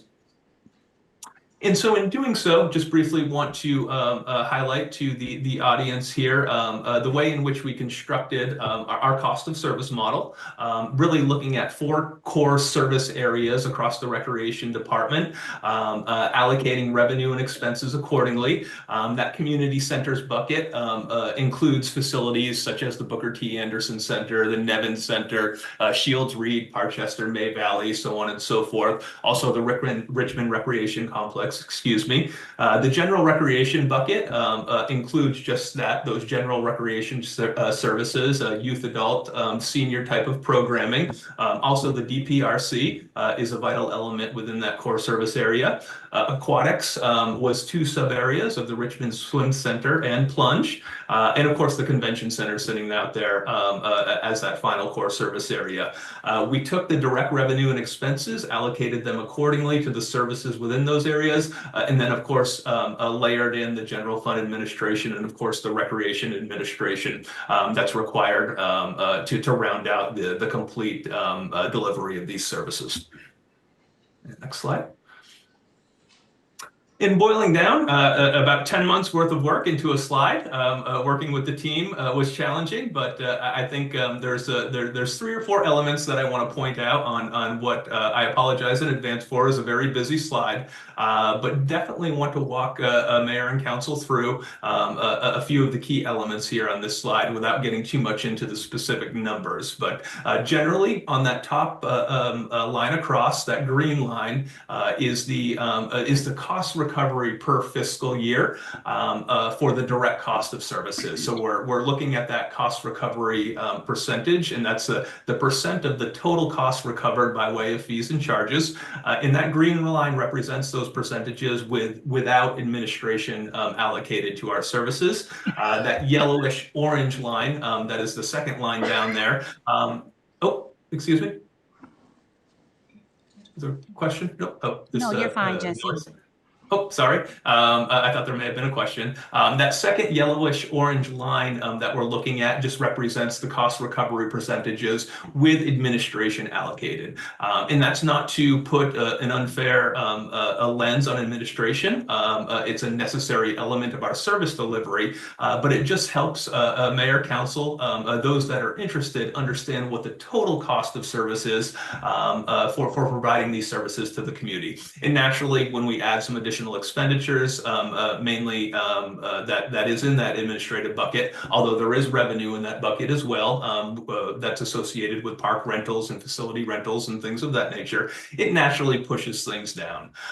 The other couple of things I want to point out to the audience here is that we're generally seeing a trend downward, right? A trajectory downward from a cost recovery standpoint. Very good cost recovery years in fiscal year 22, 23 relative to the department service delivery framework. And we can see kind of that trend downward beginning in FY 24, certainly into budget year of FY 25, based on a few things. We had a COLA that was come to light in fiscal 23 for the city, as well as just some natural personnel planned, I guess, if you will, but certainly not indicative of poor financial management, but personnel expenditure increases just with the cost of folks going up, as well as some non-personnel expenditures that added some continued pressure downward into 25.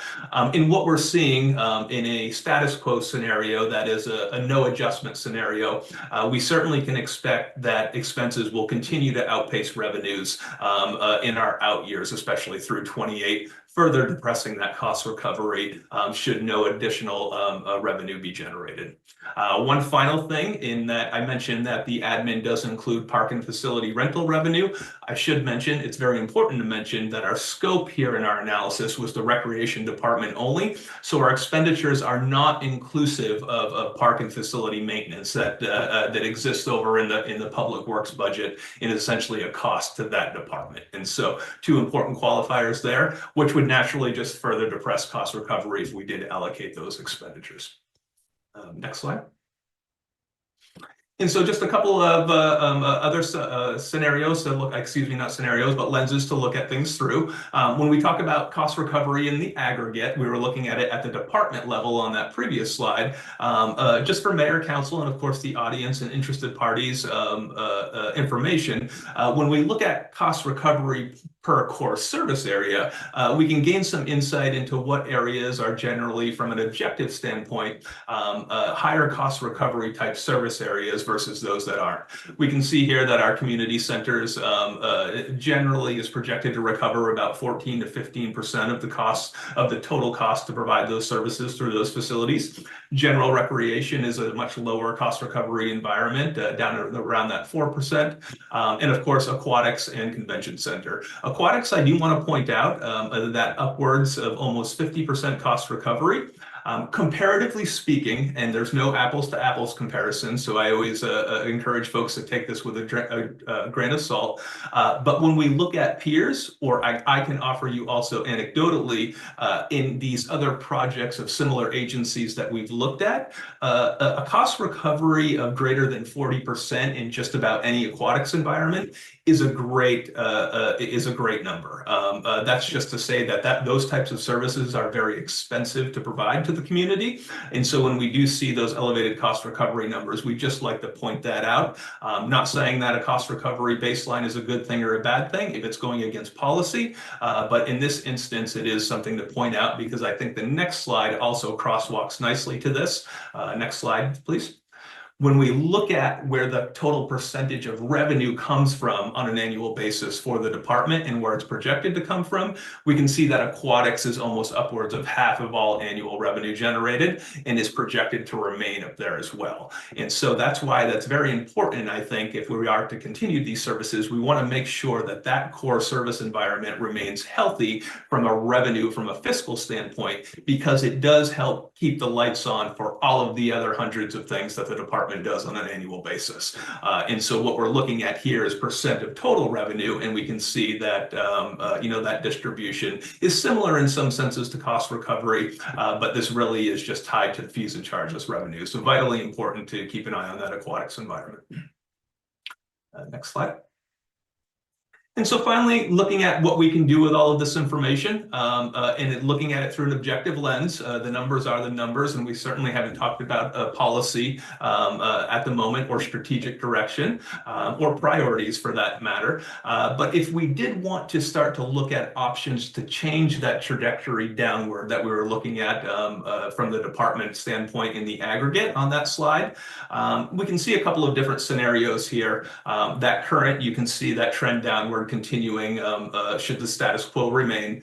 When we look at a least aggressive, a moderate, or a most aggressive, kind of to give that three-legged stool scenario approach, we have some cost recovery increases in projected revenue requirements.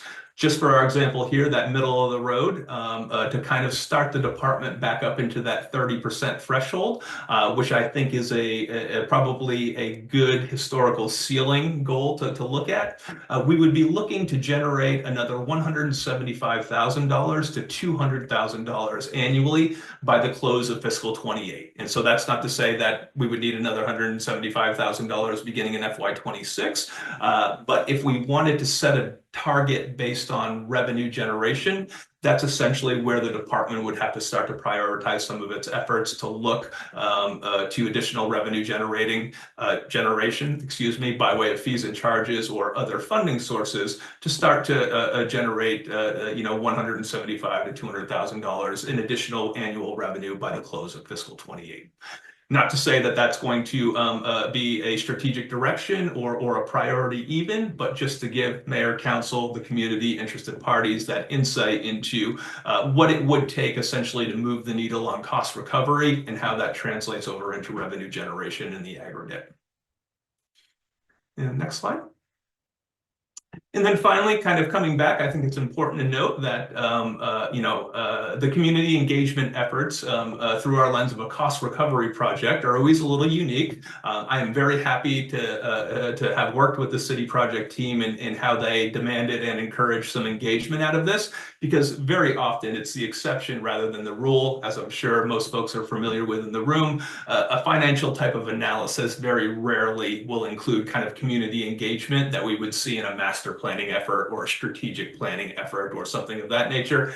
It's usually more of a very inward looking type of effort. But I'm very happy to say that through our effort here, we were able to kind of spin some of this information outward, solicit some feedback from your community through an online and virtual engagement platform called Social Pinpoint. Essentially, we created a project website for the cost of service analysis project and distributed it through your social media channels. The city project team and of course their colleagues and staff did a wonderful job of distributing this link and getting it out into the community, and really set up a site where folks could come offer comments and feedback through an open forum, kind of an ideas wall, if you will. We had a 10 or 12 questions survey that really tailored questions based on our cost of service work, where we received responses for more than 330 responses, and of course a little budget exercise, which we always get great feedback from. We gave folks a virtual $100 and asked them to spend that across their priorities of recreation type core service areas and themes. And you can see that the outcome of that there on the right side of the slide. Youth and teen programs took the top spot, with aquatics kind of coming in at the bottom. Certainly not a qualifier to say the quality of services or anything of that nature, just some insight through this exercise, but a great type of feedback through an engagement like this. For a community of your size, we generally don't see contributions approaching 400 unique instances of things. So I think a great testament to staff and getting the word out into the community. And of course, the feedback that we received was outlined in the final project documents as well. So certainly highlighting that benefit received element that I mentioned in the outset of the presentation, that most likely, 9 times out of 10, folks are going to think that the community is receiving a greater benefit than the revenue generated from recreation programs and services. Of course, that's subjective in many ways, but certainly helps plant the foundation for maybe some strategic initiatives in the future. Next slide. And so pulling that all together, bringing it back to the non-fun stuff of the engagement, as our efforts were primarily cost of service and fiscal analysis, just future considerations outside of fees. We did develop some specific cost recovery ranges that will help the department really understand where revenue generation could be realized, should that be prioritized. Not saying it will.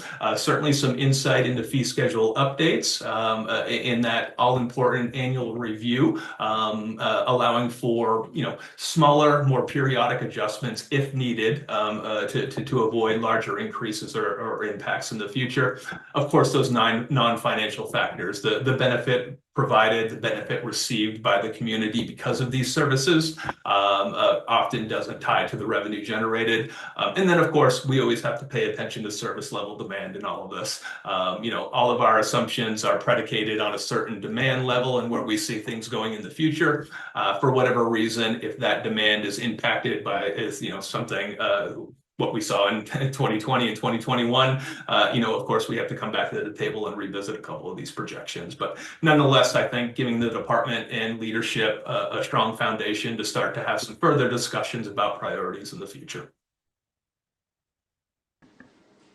And I think with that, the next slide, we'll go back to the city project team. Thank you, Jesse. Good evening, Mayor and City Council members. My name is Ranjana Maharaj, Deputy Director for Community Services Recreation. I will be speaking on the fee waiver and the partnership policies and provide an update on what we have done with the community so far. KCRT, slide back, please. Thank you. In July 2022, City Council approved the creation of the new fee waiver and partnership policies to ensure that we were providing an equitable access to recreation services while supporting strategic community partnerships. Next slide, please. Sorry, I have to go back.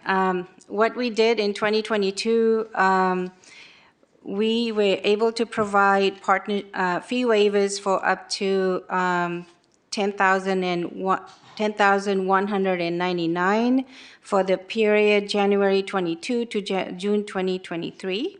And in 23-24 fiscal year, we provided $12,797 worth of fee waivers for 11 organizations, nonprofit organizations. And up to date in 24-25, we have so far provided $8,866.50 worth of fee waivers for 8 nonprofit organizations.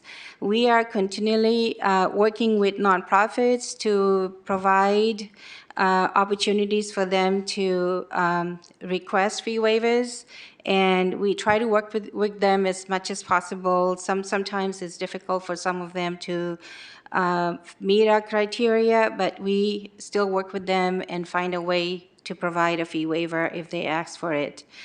Most of the nonprofits apply for a fee waiver to have their fees reduced by 100%, and that's what we will be providing as an update for the next revision of the fee waiver document. We've also worked with several nonprofits to create partnerships with various community-based organizations. So far, we have completed about 4 partnerships. There are several that's pending, and we will continue to work with them to complete their partnership documents so that they can also benefit the fee waivers on a longer term time frame.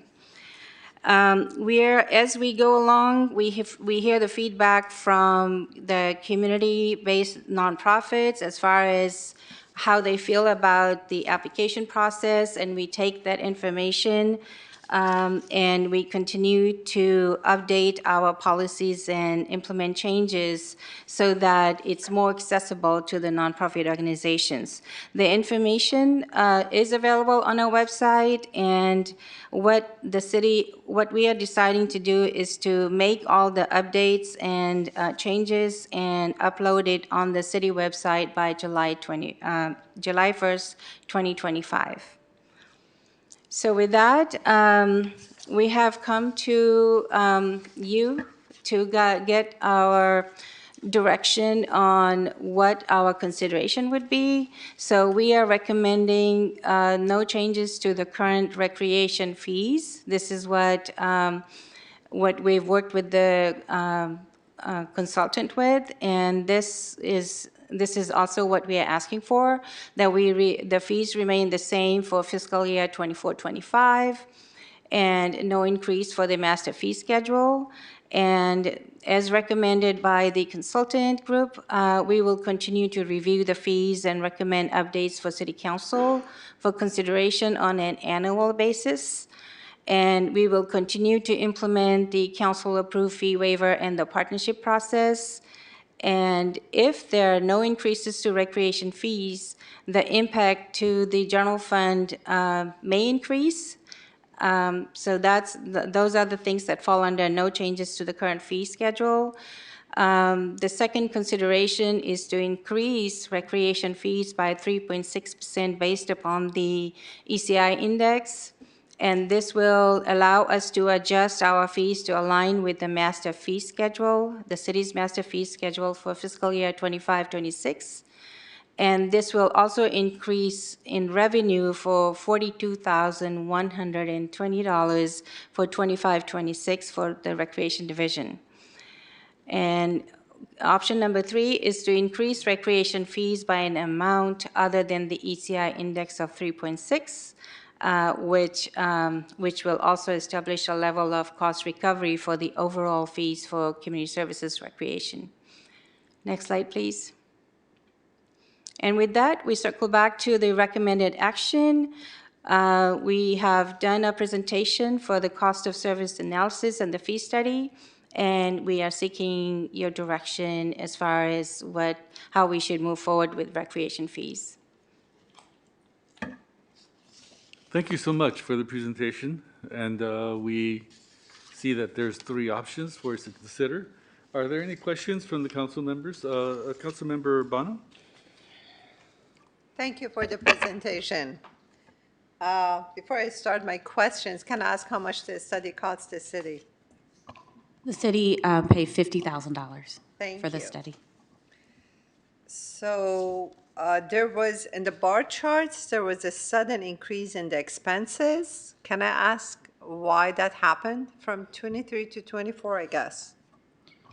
I can have finance add to this if needed, but the majority of the increases were due to salary and benefit costs. So recreation has a number of employees. It also have a lot of part-time staff. But during that time, we received cost of living increases, and then class and compensation. The class and comp study happened. Got it. Okay. So increases were made to people's salaries. So I would expect our auditorium or convention center be a good money maker. As far as I know, it doesn't have a sound system, does it? So it cannot be used for concerts to bring money. No, it does not have a sound system, and currently also the stage is not working.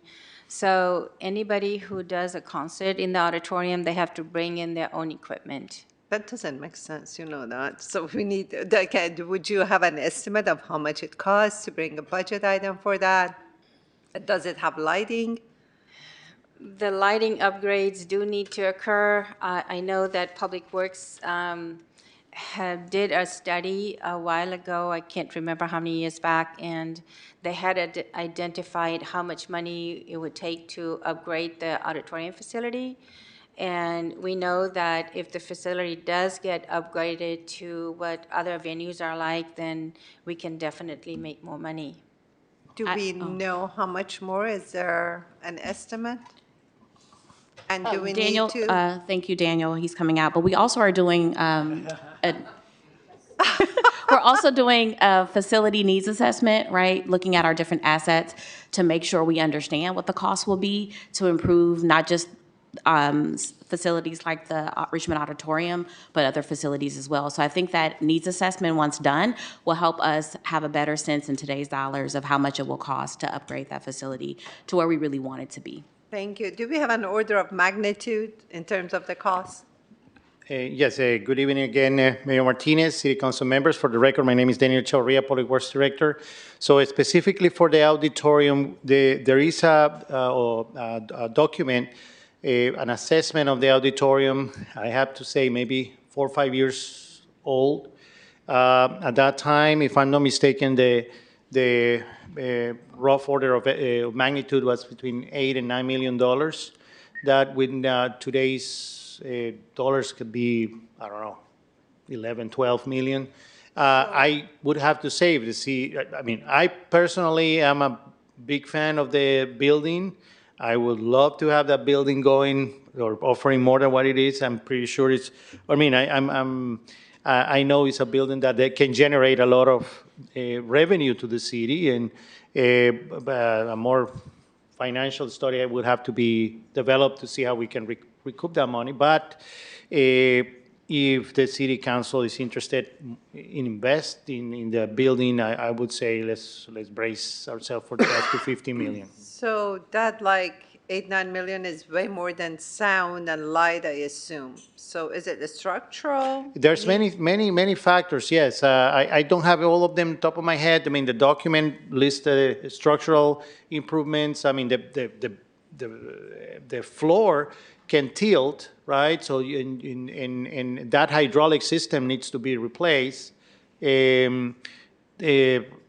Yeah, I mean, there's other elements that I have to be honest, I don't know on the top of my head. It has Yeah, not been, but- it's the first time that this is mentioned in the city council, so we have not been able to go to that process, but I can tell you it's in that magnitude.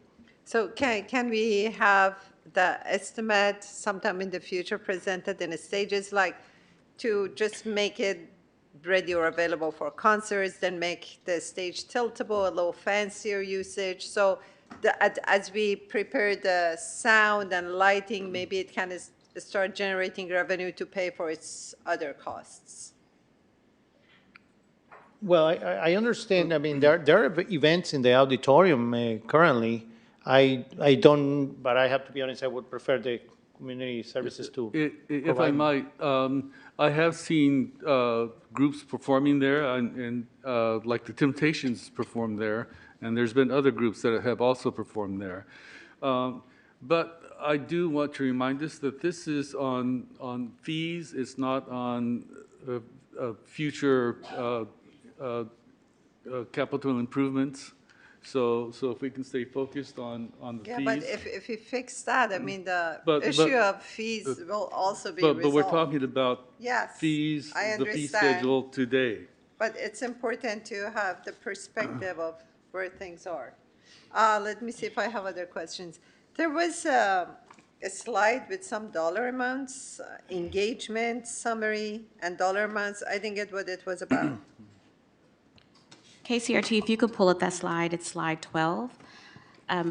That was part of our community engagement or outreach that we wanted to do. So we didn't want the consultant just to do a study. We wanted to see what community thought was really important. And so one component of the outreach was, as Jesse mentioned, to give people fictional $100. And so they could then, Oh, how they would spend how would it. they disperse? Okay, that shows the yes. priority. That just Okay, for got it. individuals, yes. Thank you. They You're got it welcome. backward, though. Aquatics makes most money. Thank you. You're welcome. I'm done. Vice Mayor Cepeda? Thank you, Mr. Mayor. Thank you for the presentation. I in general agree. I think it's important to keep the fees the same. We're keeping the community, as we're building more parks, we're upgrading the parks, we're making more access for the people. We want to make sure that they don't have to pay an increase in fees if we don't have to at this time. A couple of my questions. For the aquatics, we currently service 2 centers, but we only own 1, correct? What are the... That is correct. And then the revenue that is on here is based on owning 1 and just an agreement with the other? No, the revenue is from both sides. We operate at the Richmond Swim Center. It is on the school property. So we are allowed to program there and keep the revenue ourselves. And then are we fixing anything? Are we putting our own money to fix the center? Is it pretty much ours at Yes, the end? we are fixed. If something breaks down, then the city repairs that. And then we keep 100% of the revenue? Yes. Okay, perfect. Just want to make sure that if we're paying for it, that we're also keeping that same revenue there. And then going a little bit off of Councilmember Banda's first question on the expenses. So for 24, we did see expenses go up. For 25, we have an estimated expenses going slightly down. Do we know why we're expecting for 25 to go down? And then it goes back up in 26. So just curious. Because the answer was that we had the cost of living increase, but we also have it for 25. I can just offer from my apologies. I was just going to offer from a the consulting review perspective, the dip that we do see in fiscal year 25 is mostly resultant from carrying some unexpected expenditures. So we're projecting the department was carrying some vacancies.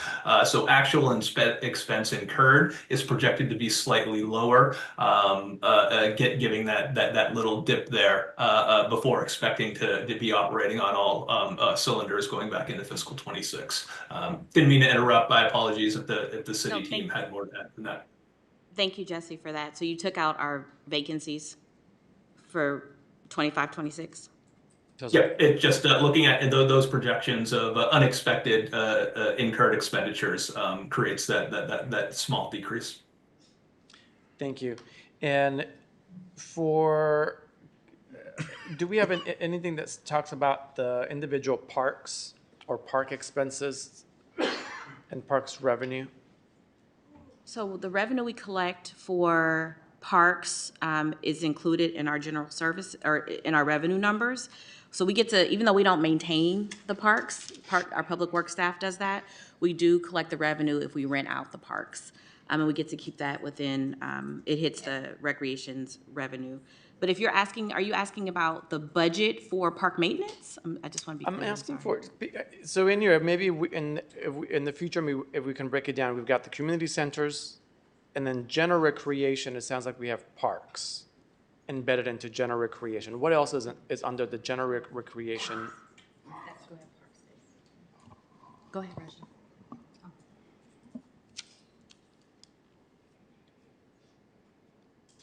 If I may, again, from our consulting review, just that general recreation generally encompasses those general types of recreation activities such as youth programs, activities, programs and services, sports, any adult-related services that are provided.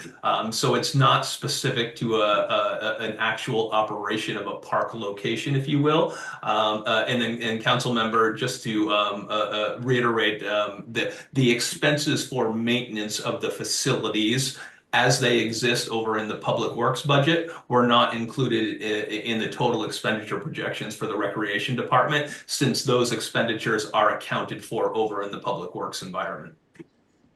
Thank you for that. I think it might be important maybe in the future to try to figure out if parks is under general recreation, and as we're looking to build more parks, and we are building more parks, it will be great to see that as a line item, even if public works has part of it. As we're increasing fees or potentially or keeping them the same, it'll help paint a better picture of the overall cost of parks. And as we invest more, that way we know, do we need to lower the fees? Do we increase the fees? Because it's not just free money. We are also maintaining it, but it's not in the picture there. So thank you for that. Thank you. That's not. And also, we're able to just show utilization for everything. I don't know if there's a slide in the future, and then just show how much people are using all of our different resources, the 2 pools, all the different parks, convention center, right? I can see here the cost and recovery, but is that there 1,000 groups, 50 groups? It will be great to see that in the future. And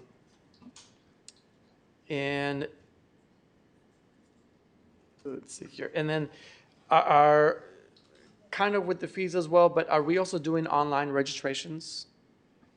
Yes, for programs, yes, we are. For facilities, it's still in the works. We are trying to work with our software registration provider to help us set that up, and I'm in the process of getting an RLO for that, for setting that up for us, as well as providing training.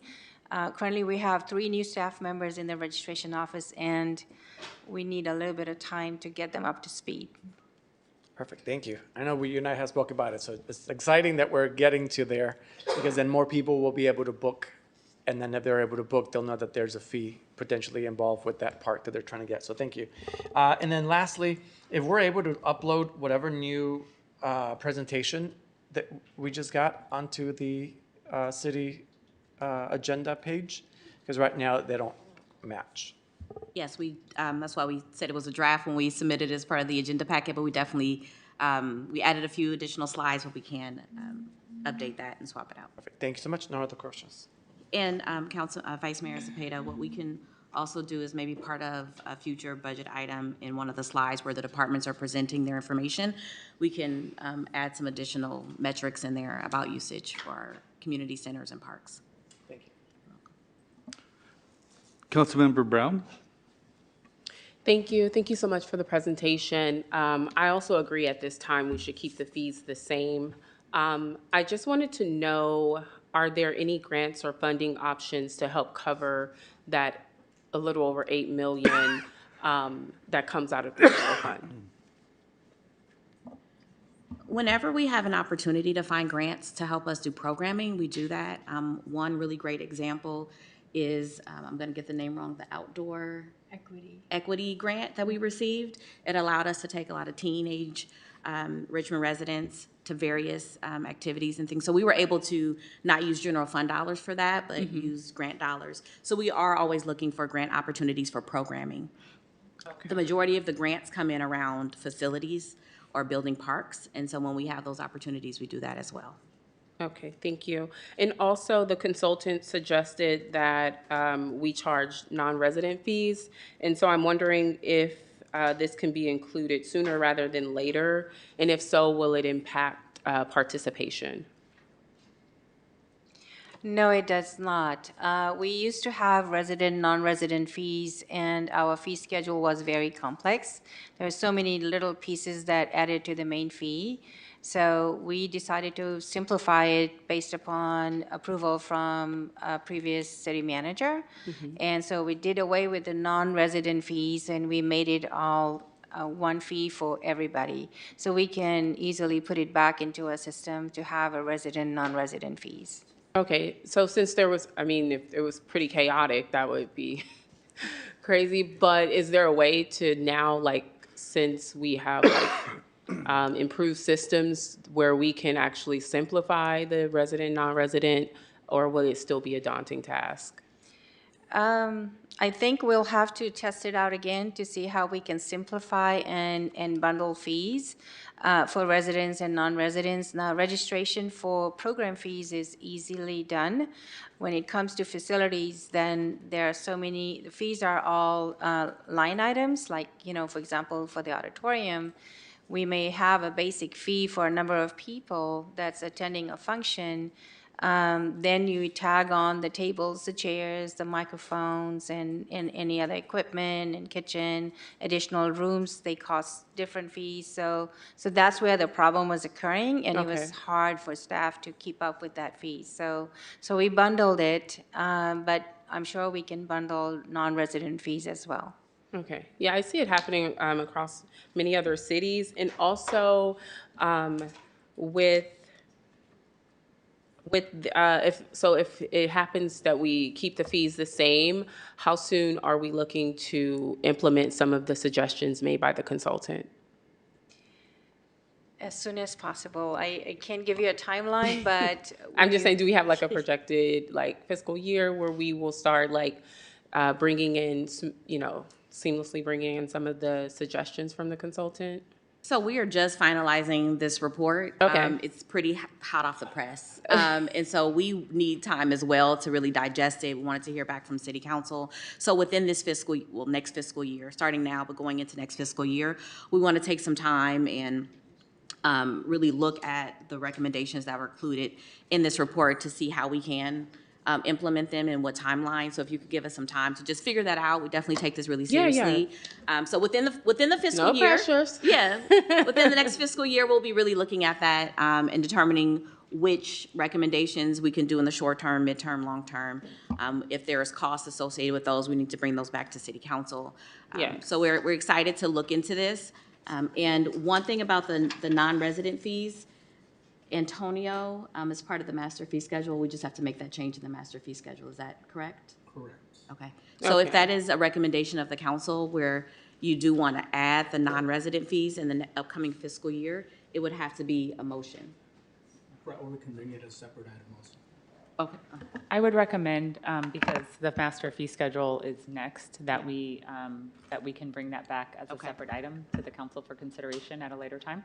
Okay, yeah, I just wanted to make sure that we were taking the suggestions pretty seriously, because so often we do like these reports and we pay for like these massive assessments, and then we absolutely never implement things. So I just wanted to see if we were gonna like be on the road to starting to implement some of the suggestions. That's all. Yes, we definitely will. Okay. Thank you, City Manager. Yeah. If I may, just add for historical context, we're trying to improve our responsiveness to council inquiries, and so that's why this item is coming to you now in May instead of after the budget is adopted. So that way we're starting the process of getting it done on time. And so we're on a path of continuous improvement and understand that, people are feeling like it's a difficult financial time. And so that's why we didn't want to make too many changes right now. But then the council would have the information so that as you're thinking about expanding programming, you have this for context. You're welcome. Councilmember Jimenez? Yeah, thank you, and thank you for having these item separated, because I think like it's help us to have better conversations about these feeds for the recreation. I just have a quick question, and it's about I saw that a lot of kind of like the most revenue comes from the aquatics, but I also still complain, and many residents complain of the schedule, because it's not open, like the hours are not really good hours that works for kids and for moms. And so I wonder if that is one thing that brings more revenue. How are you planning to have more open hours, so that could be also a good source, continue to be the source of revenue? So can you talk about what the plan is? Because I believe like we had been talking about this for a long time. One of the things that I heard before was that it was difficult to hire safeguards or lifeguards, sorry. Lifeguards, and then you make a plan for a program, which I think it was great, the idea. So I just wondering how we can make changes so we can have more open hours that works for every member in the community and not just for few ones that are using it right now. Thank you. Thank you so much for your question.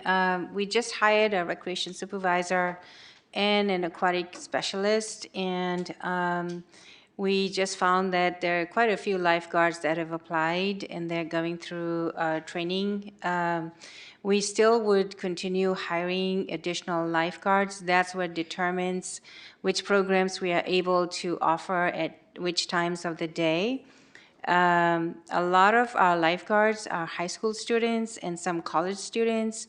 College students go away after the summer, and so we have to remember how many staff are left behind and are able to support lifeguarding. We generally require 3 lifeguards to open a shift, and if one of them calls in, then we have to close that particular program. So our interest is to continue to hire lifeguards, continue to provide training, and see how else we can recruit more lifeguards to add to our programs. One of the tasks that I assigned to the new supervisor is to expand our program, so he is really working hard in trying to add more classes.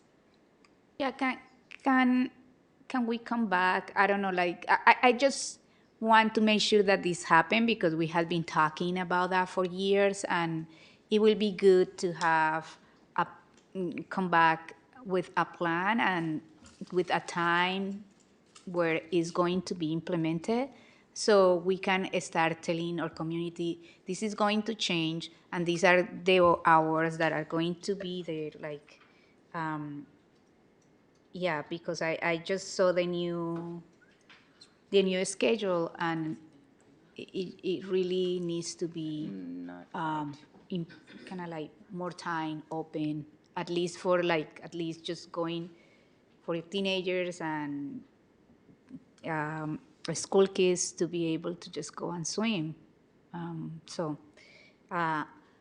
Can we do that? Like, when do you think like you can come back with that and an implementation? Our new recreation supervisor is barely 2.5 months old. We worked without a lead coordinator or supervisor for almost a year. And we just got this staff person in place, and he and I are continually talking about expanding. So I can go back to him and have a further discussion to see what would be a good time to come back. Summer programs are already established. So as we develop fall and winter programs, then that might be a good time to see how much we can expand and how many staff are there to support adding more programs. Thank you. Councilmember Wilson? Hi, so thank you for the presentation. It was, I think, very informative, especially for someone like me. I think when I saw this item on the agenda, I anticipated coming into it saying, like, we should make everything free because these are, public buildings and public programs, and we want to have no barriers. And it was good to sort of walk through the data and realize, oh, it's pretty expensive to run these programs and maintain these buildings and build new buildings. And so I appreciate that. I think the city is looking for what the sweet spot is, like if the Temptations are going to come to the auditorium, they should pay. And if I'm going to rent a community center for a private party, I should pay, and we should pay market rates. And so I think there's an attempt to do that. But then that makes, which to get to the end where I'm going to end up is I do think we should leave the fees the same, which is the actual question here. But one of the things I wanted to sort of highlight is I do think that that makes it all the more important that where we do have waivers, that the waivers are really accessible for community members who want to use these public buildings for good, public events, but don't have the resources to pay $700-800 or whatever it is to rent.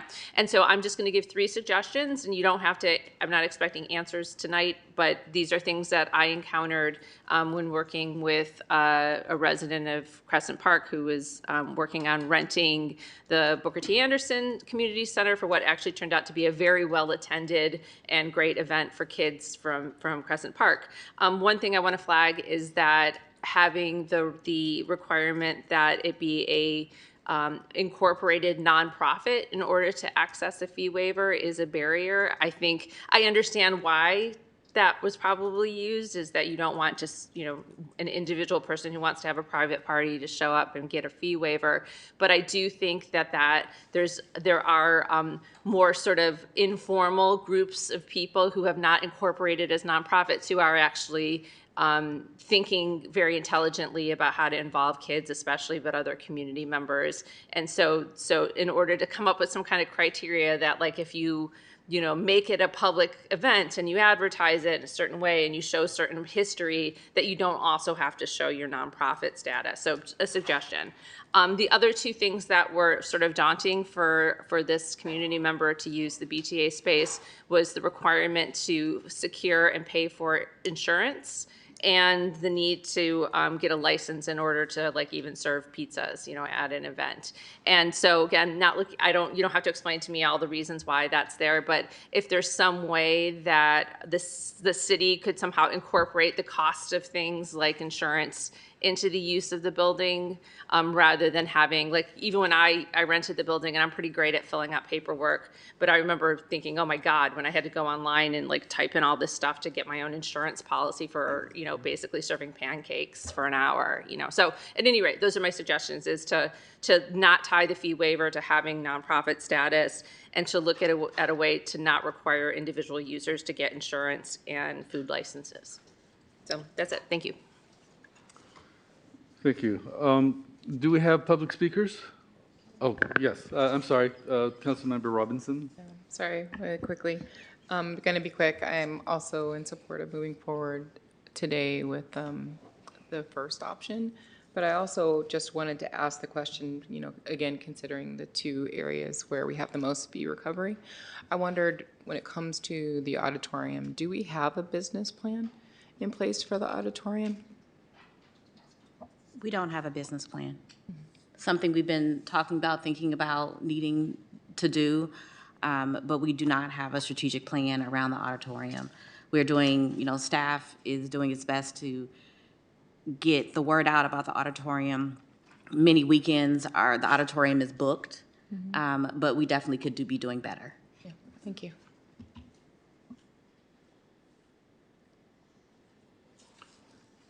Is that it? Okay, thank you. Do we have public speakers? Yes, we do. We have two in-house public speakers. If there's anyone online that would like to address the council on this item, please raise your hand at this time. Cordell Hindler and Jamie Purcell, 2 minutes each, please. Okay, so good evening again, Mayor Martinez, council. Thank you, staff, for this presentation, and I'm not going to repeat what was said. So I do agree with the first option. So keeping the fees the same, because as everyone was said, the auditorium gets booked 364 days a year, and I'm like, this is perfect. So I would suggest keep the fees as is, and that's my direction. So. Jamie Purcell. Hi. So as a person who has been renting the facilities and has, both for nonprofit use and for actual use for my business, I want to say I think that actually it has improved incredibly, the ability to be able to get access. Most of it was done online with maybe a few calls back and forth. Councilman Wilson, I will say that they actually recommended M.A. Hayes to me, but I think that they've also facilitated the ability to be able to utilize their facilities. So maybe there just needs to be some more, perhaps pushing in direction of fiscal sponsors for these uses, or that are nonprofits, but like they don't have huge budgets. I can say as Richmond Rainbow Pride, we work with a local fiscal sponsor, and that was facilitated actually through suggestions from members within this room.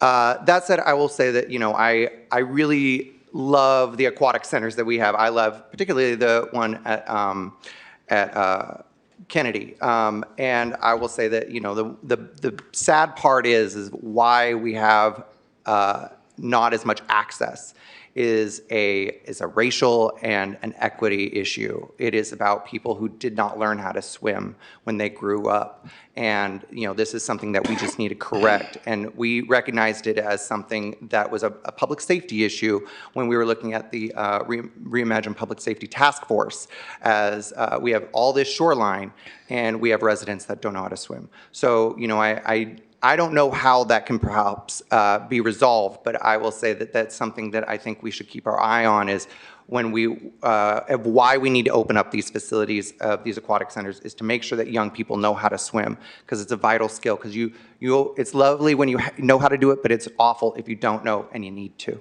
Thank you. Online speakers? Yes, we have online speakers. Okay, One. we have a user with the device name of MacBook Pro. If you'll unmute yourself and state your name for the record, you have 2 minutes to speak.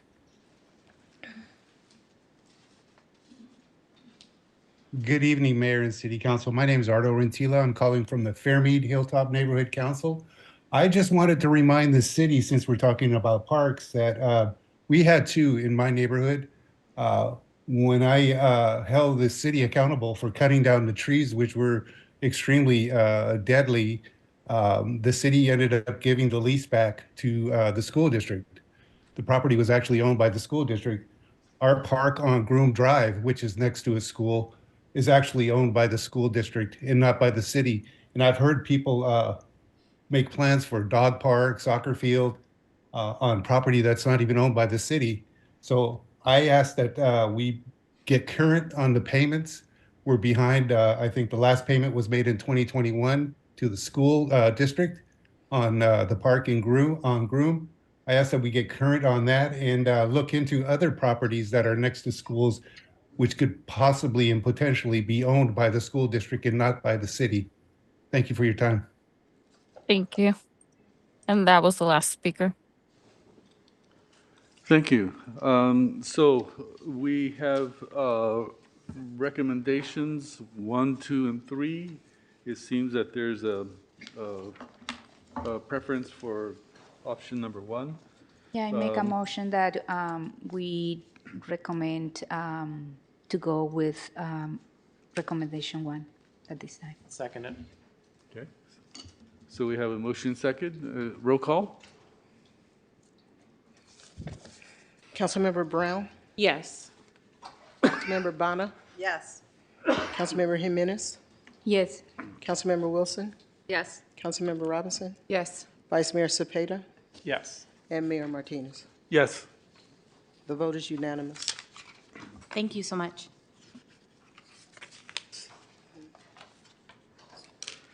Our next item is a public hearing regarding the master fee schedule, and I'll have some corrections to this, to the language. Pursuant to public notice, it's time to hold a public hearing to introduce an ordinance for first reading establishing certain fees for the proposed master fee schedule. The second part of this recommended action will come back when the ordinance is introduced to the council for second reading. At that time, then we'll put in action there to adopt a resolution for the fees. We do have 2 speakers for this item. If there's anyone joining us online that would like to address the council on this item, please raise your hand at this time. Good evening, Mayor Martinez, council members. KCRT, can I have the presentation, please? Okay, next slide, please. Let's say, so the agenda for tonight's a fairly simple presentation, so we'll go over the recommended action, updated fees, next steps, and questions. The recommended action for tonight is hold a public hearing and introduce an ordinance. This is going to be the first reading establishing certain fees for the proposed master fee schedule. As a reminder, this is a 2-parter. So for master fees, we usually do the first meeting when we have a presentation, introduce the ordinance for the new fees. But associated with this is a resolution that is used to change the fees. So the ordinance creates new fees, and the resolution, if everything goes according to plan, the second reading will be in June, and at that point, it'll be a second reading of the ordinance and the resolution. So tonight, we're just introducing the ordinance. Next slide, please. Next slide, please. Okay, so most of the fees are going to be updated tonight. Most are increasing by what we call the Employment Cost Index, the ECI. The city updates the master fee schedule in an effort to capture increasing costs associated with providing certain services, with processing permits, with doing inspections. There's also an opportunity for all departments to review their fees. Even if they're not changing amounts or anything along those lines changes, it's a good time for them to make sure everything is clear, to make sure the fees are clear to the customer that will be purchasing services, pulling permits, planning projects. One example is a community development. They don't have any new fees, but they updated their sections in an effort to make the description and the layout easier for people to understand. One part that specifically did get a lot more attention was the traffic impact fees, which are being updated from a per unit basis to a per square foot basis. This is in compliance with Assembly Bill 602. The goal here is to make it more equitable, so smaller houses pay a lesser fee than bigger houses. For impact fees, one of the updates, well, it's not an update, but as a reminder to council, last year they approved the phased-in approach for the impact fees. So now we're starting year 2 of 4 for the phased-in approach for most of the fees. Another small change, for example, there was a resolution approved last year for the Whittlesey Community Room. We're switching the location of the fee from library fees to community services. No change in the actual fee, just changing the location. A lot of smaller things along those lines. Next slide, please. For the fees that are changing by the ECI, this year is 3.6%. I guess the lowest inflation rate we've had in a while, especially after COVID. So in 2022, it was 9.1, 23, 6.4, 24, 5.0, now 3.6. So this is the amount that the majority of the fees are increasing. And in the master fee schedule, we do have other fees that are not set by City Council and are not based on the ECI. For example, we include the Sub-Regional Transportation Mitigation Program fees, STMP fees. They're included here, but they're actually set by the West Contra Costa Transportation Commission. Also, the residential rental housing fees, those are set by the Rep Board, but just for convenience for people looking at fees for the City of Richmond, we include them in the master fee schedule. Next slide, please. So this year, we only have really 2 new fees that we're proposing, and they are coming from the fire department. The first fee, the building owner or parent permit fee is proposed to account for the time required to inspect building. The building owner is responsible for maintenance and inspections of the fire and life safety system. The fire code compliance for all areas of the property, excluding those that are responsibility of the tenant. This fee is to be applied to those buildings which the owner has leased some or all of the building to a tenant. The other fee, the fire hazard severity zone inspection fee, is proposed to account for the time required to conduct exterior fire hazard inspections that are required by policy, law, ordinance, or requested by the homeowner. Next slide, please. So this is the impact if we do increase the most fee by 3.6%. Again, no change to the recreation fees. And total impact, assuming same level as this past year, although that's usually not the case, but if the same level happened, the same number of permits, it would increase an additional $373,000, the vast majority for community development, which includes planning and building. Next slide, please. Next step.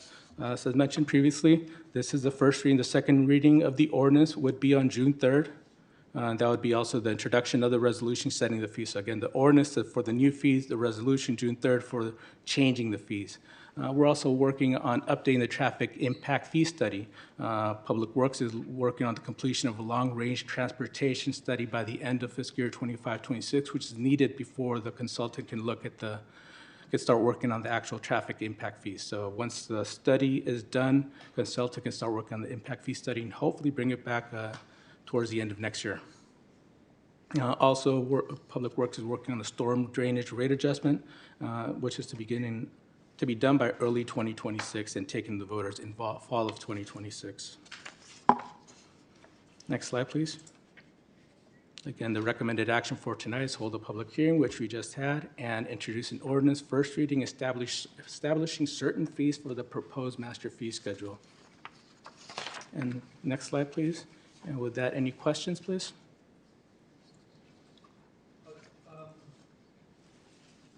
Yeah, on the slide that showed the fee increases. Let me see, that's economic impact. That's on page Financial 7 of the slides. I was just curious, what does other encompass, and what does the public development cover?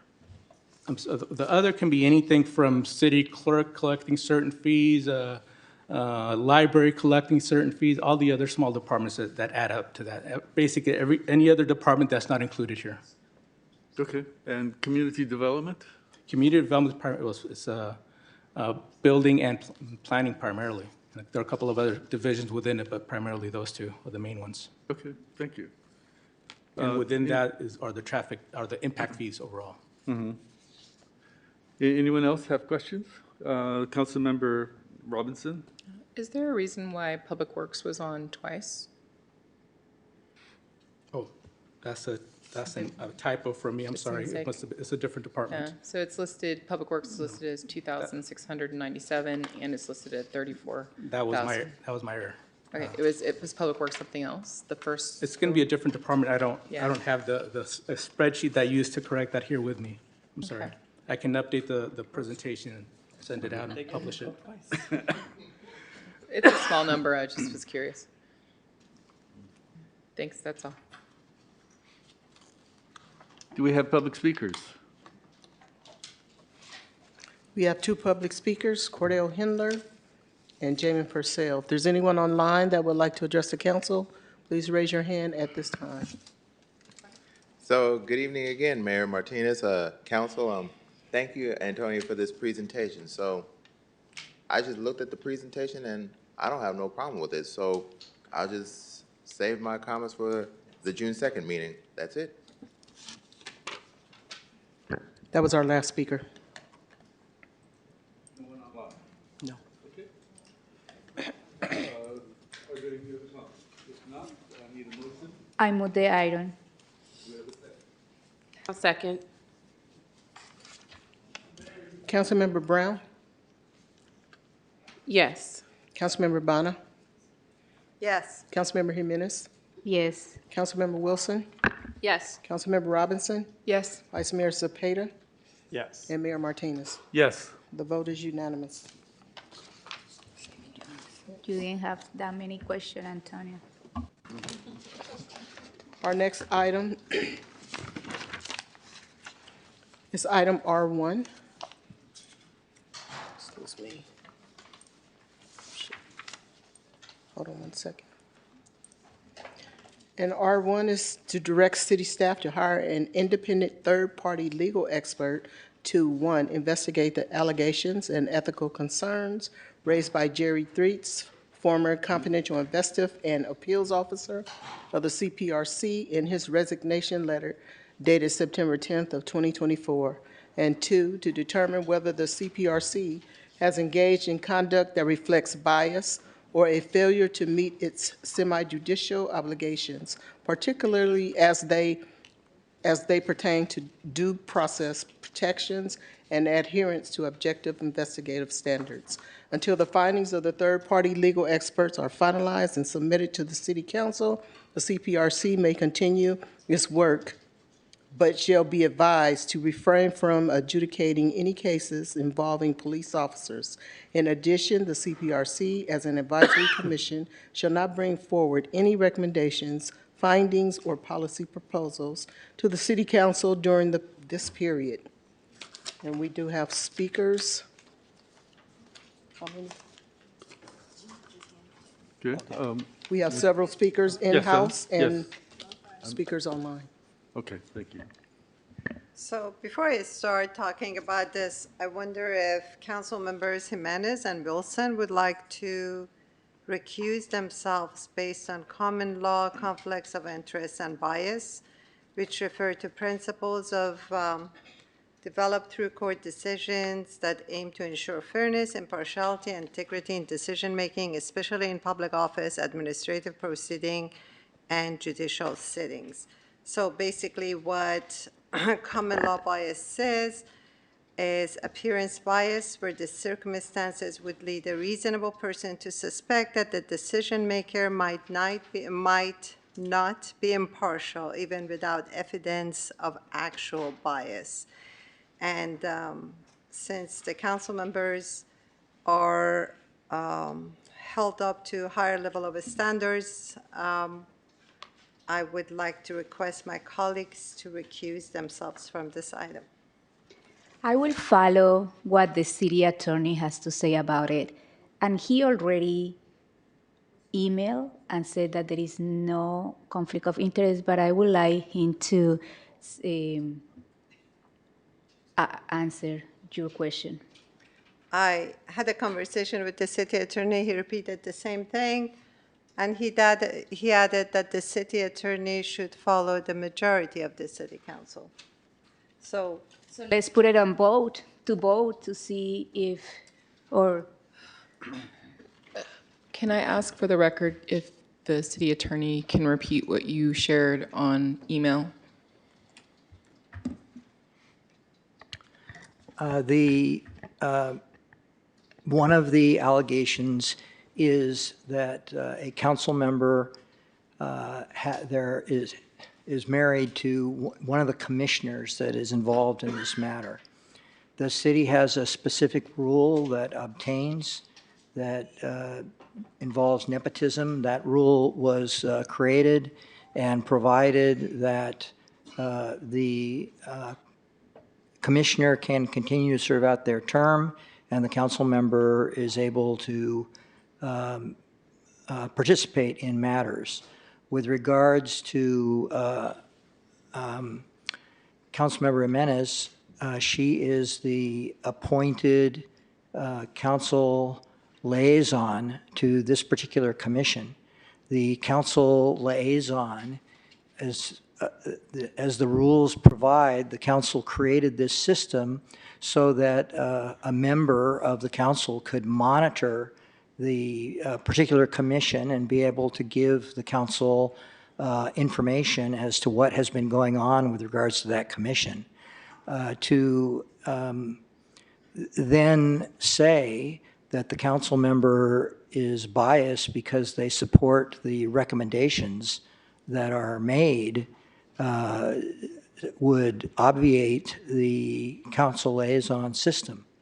So I think that the members are participating consistent with council rules and procedures.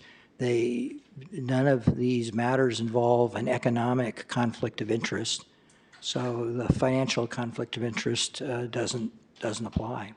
But I didn't count any of that. I talked about common law bias, apparent bias, where the circumstances would lead a reasonable person to suspect that the decision maker might not be impartial, even without evidence of actual bias. I don't, I've commented on this. You didn't bring, we had a meeting today and discussed this. You didn't bring any specific case up that you wanted me to look into. I asked ChatGPT after we spoke together. So, what is your opinion about apparent bias based on common law bias? I don't think it applies in this case. I haven't read the specific case that you didn't ask me about when we spoke earlier. So let me repeat, and then I heard it. I heard what you said. Okay. Because I believe, to me, there is apparent bias, and it's very clear. I'm really shocked that you say it doesn't apply. You follow the majority. No, I did not say that the attorney's job is to always do what the majority says. That is exactly not said what I that. said, and so you're misrepresenting that. Okay, seems like we're not getting anywhere. Let me get this started. So I would like to say and reaffirm that I hope we all hold this in common, that police oversight matters, community trust matters, integrity matters. I bring forward this agenda item tonight not as a criticism of the existence of the CPRC, but as a defense of its purpose, because I believe that oversight, to be meaningful, must be both independent and trustworthy. The Community Police Review Commission, or CPRC, was created to ensure accountability and justice in police conduct. But that mission depends on the public's confidence that the process itself is fair, impartial, and rooted in due process, not politics, not personal bias, and not improvised procedures. Last year, Jerry Treat, a respected attorney and our former confidential investigator and appeals officer, resigned from his post. He did not leave quietly or for personal reasons or another job. He left with a letter that raised serious concerns about how CPRC was conducting its work. He cited what he called a, quote, a steady erosion in adherence to evidence-based objective evaluation of complaints, end quote. He described sustained findings of misconduct against officers that were not supported by the evidence and noted that some commissioners were making decisions without reviewing body cam footage or investigative files in full. This is not just a disagreement over policy. This is about due process, credibility, our legal and ethical obligations as a city. And I'm sorry that it has taken months to bring this forward, but it's about our legal and ethical obligations as a city. If these concerns are unfounded, then an independent investigation will validate the commission and restore confidence. If the concerns are substantiated, then we owe it to both the public and our officers to take corrective action, whether that's through training, restructuring, or new safeguards. So let me be clear, this is not an attack on CPRC commissioners or the idea of civilian oversight. I strongly support civilian oversight. I also support good governance, and I cannot ignore the ethical red flags raised by an attorney whose sole job was to ensure the integrity of CPRC investigations. This is not a small matter. The CPRC holds quasi-judicial power. Its decisions influence officers' career, reputations, and most importantly, community trust. If we ignore this warning, we not only risk credibility, we risk legal liability for the city. So, to my colleagues, this is a moment to rise above political alliances and ask ourselves one thing. What would accountability look like if these concerns were about any other commission? If we ignore internal warnings and skip the fact-finding process, we do damage not only to the people who depend on CPRC for justice, but also to the officers and families who deserve fair treatment, and to the legitimacy of us, the City Council. Let's get the facts, let's seek the truth, not to tear down oversight, but to strengthen it. I know some have raised concerns about the cost of this investigation through public comments, but I must say the greater cost is inaction. Doing nothing invites lawsuits, undermines faith in our institutions, and diminishes the integrity of civilian oversight. This is not an expense, it's a protective investment in transparency and good governance. Let me also speak to a deeper principle. Power must always come with accountability. Police officers carry weapons. Their uniforms also represent a state authority. That's why civilian oversight like CPRC is so vital. But just as we demand that officers be accountable, we must ensure the CPRC itself is held to the same standard. Civilian oversight does not mean being above scrutiny. It means being the first to model fairness, neutrality, and integrity. I want to be absolutely clear. I'm not pro-police. I'm not anti-police, any more than I'm pro-librarian or anti-librarian or any other city position. Police officers are city employees, like other employees, but armed and with the power that can be used to save lives or endanger lives. I'm simply pro-accountability and good governance. My responsibility is to ensure that our city institutions, all of them, are fair, ethical, and effective. So let's be honest, oversight loses its value if it becomes a political tool instead of a principled safeguard.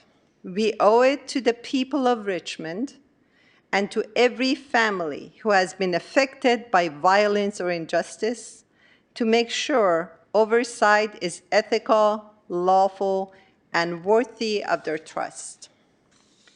This investigation is a step forward towards that goal. So I respectfully urge my colleagues to vote yes on agenda item R1. Thank you for your attention. Yes,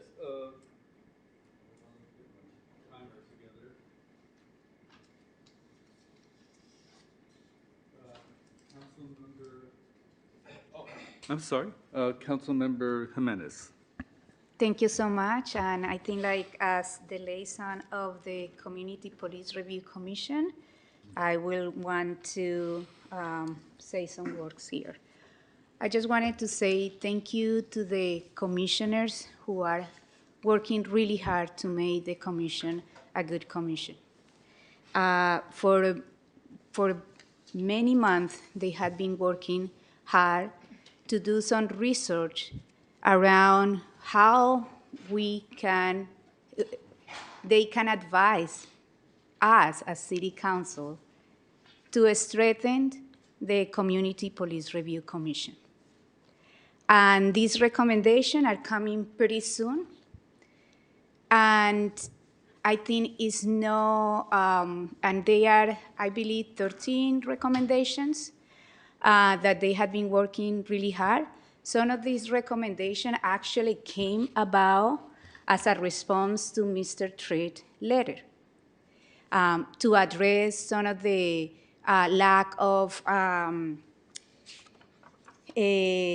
training, and also to address some of the things that will make the commission to have more standardized procedures, because there are some things in the commission that are no a standard process, and many other cities has that, and California has that. So it's not actually any of these proposals, anything that other cities are not doing. So this is actually a good research that it was done. So thank you about that. Addressing Mr. Treat letter, and I just wanted to say that Mr. Treat was leaving already. He moved to Canada, and the city was looking for how to replace it.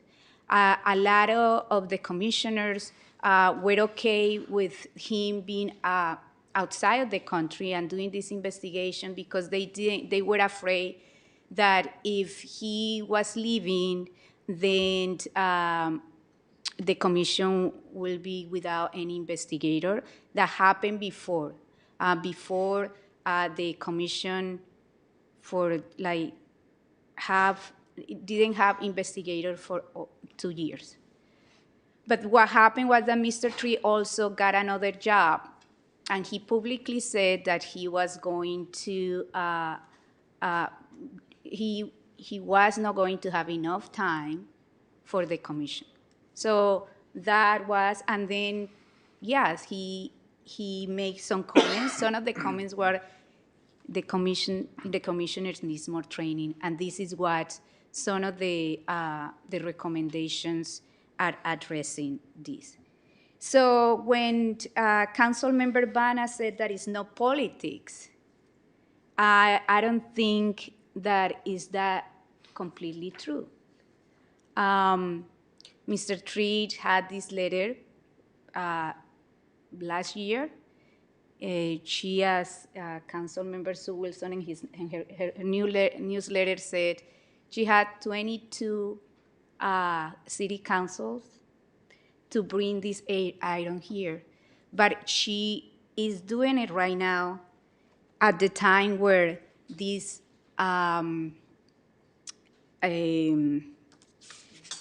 recommendations are coming to the council. And basically, this item here is going to if it passes, is going to shut down one of the most important commissions in the city. Shut it down, because there are 13 recommendations that are coming to the city council to strengthen and to make sure that we have police accountability, and it's good, and it follows California and other city processes. So I am just a little concerned that this is the way that Councilmember Bana is acting to shut down commissions because they are proposing things. At the end of the day, this is the body that is going to say yes or no to this proposal.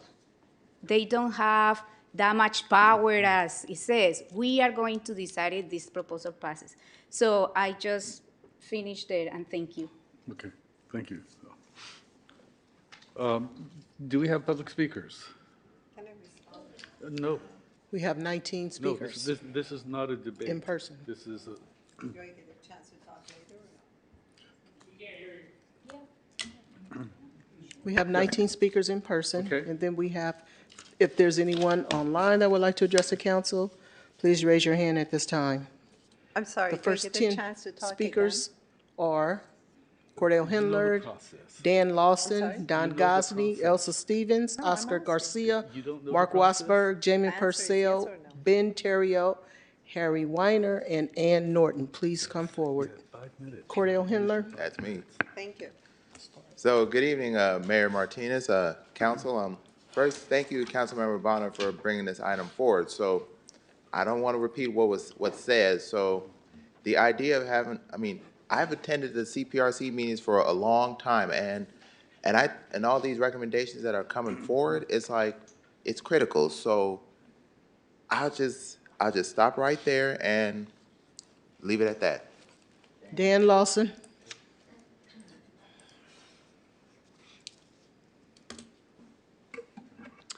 Hello, council members. My name is Dan Lawson. I'm a math instructor, Richmond resident, husband of Councilmember Wilson, and a member of the Community Police Review Commission. And I am proudly pro-library. I urge the City Council to vote down this item. I have heard the criticisms made by former investigator Threet and some commission members, but I don't believe they warrant an investigation of the CPRC. Those who are calling for an investigation seem to think that disagreement between commission members and the investigator is evidence that the commission is corrupt or broken and needs to be stopped. But our job is not merely to rubber stamp the recommendations made by the investigator. Our duty is to hear evidence, evaluate it, and make our own determination, and that's what we do. I can't go into details because much of our work happens in closed session, but we actually agree with each other and the investigator quite often. It is a democratically run committee, so we vote to settle matters where there is not a consensus. For those who worry that the committee has been taken over by radicals who hate the police, I would say that the latest appointees have been fair judges of the cases before us. We have come from a place of respect and concern for the people from the community who are bringing the complaints forward. Maybe that's how we differ from commissioners of the past. For those who worry that we are making bad decisions that will negatively impact police officers or the city, please keep in mind that we make no final decisions. We make recommendations which the police chief or the city manager can overrule. I am dismayed that there is even a question about whether or not the City Council and the community will get to hear the recommendations we are making to improve our own committee's work in the future. And I hope you won't let these unfounded allegations of corruption be an excuse to shut down the work of this important committee. Thank you. Don Gosney.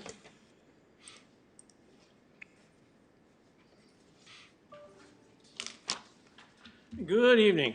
2 weeks back, when you discussed the mayor's appointments to the Community Police Review Commission, I focused my comments on the perception that many in the community, and apparently nearly half of the council has, that there is a perceived bias among some council members and some of the appointments to the CPRC against law enforcement.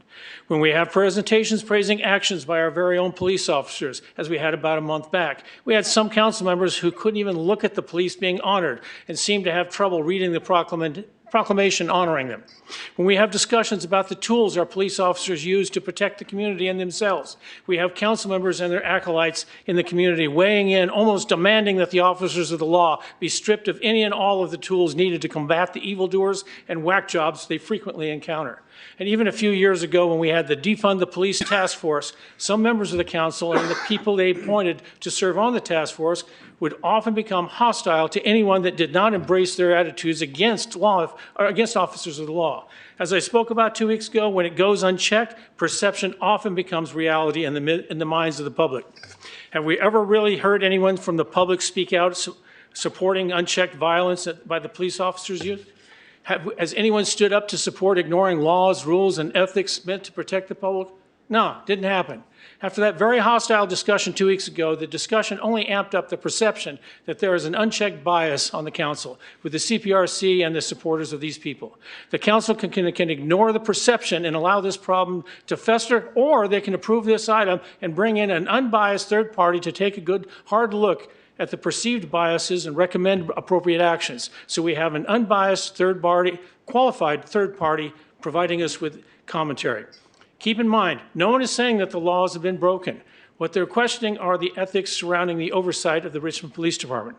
Also, we've heard tonight, as well as 2 weeks ago, that the agenda topic is about the recommendations, when it is not. Stay focused on what the agenda topic is actually about. Also, we have these secret discussions between council members. If we can't hear what you're saying, that's a secret meeting. Quit it out. Elsa Stevens.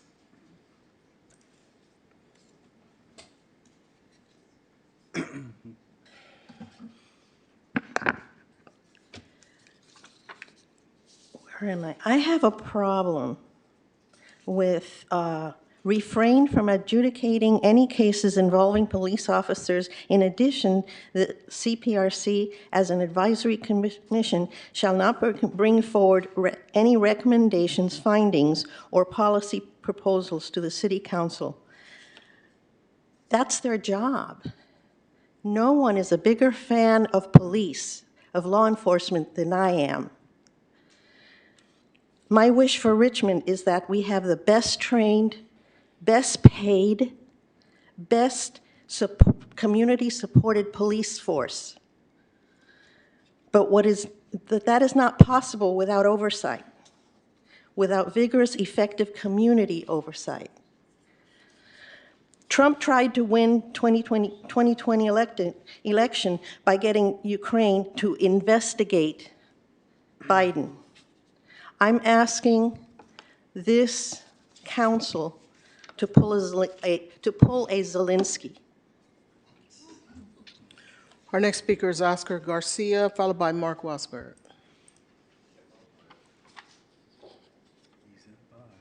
Oscar Garcia, gone.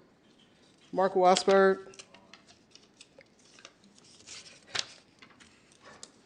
Jamin Purcell.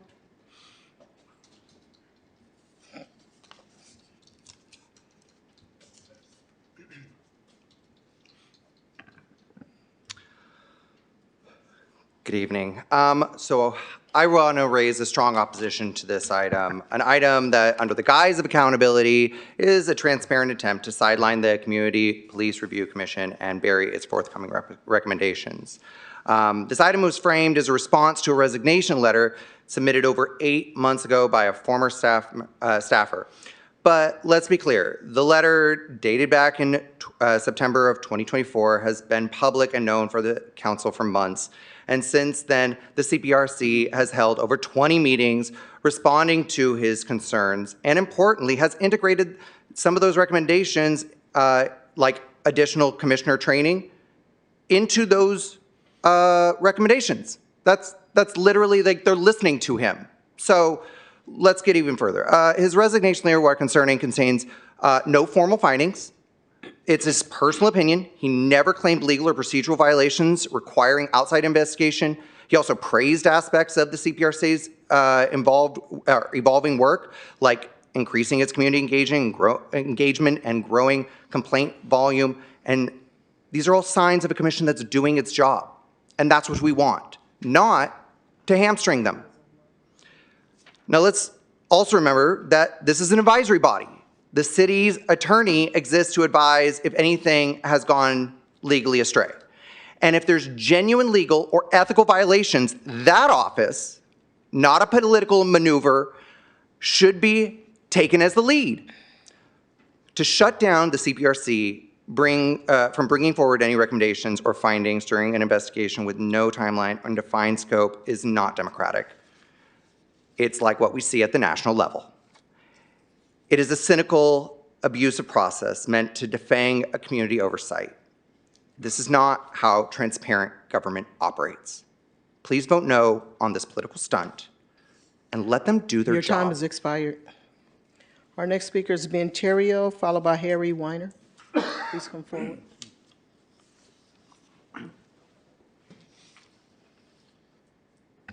Ben Terrio, President of the Richmond Police Officers Association.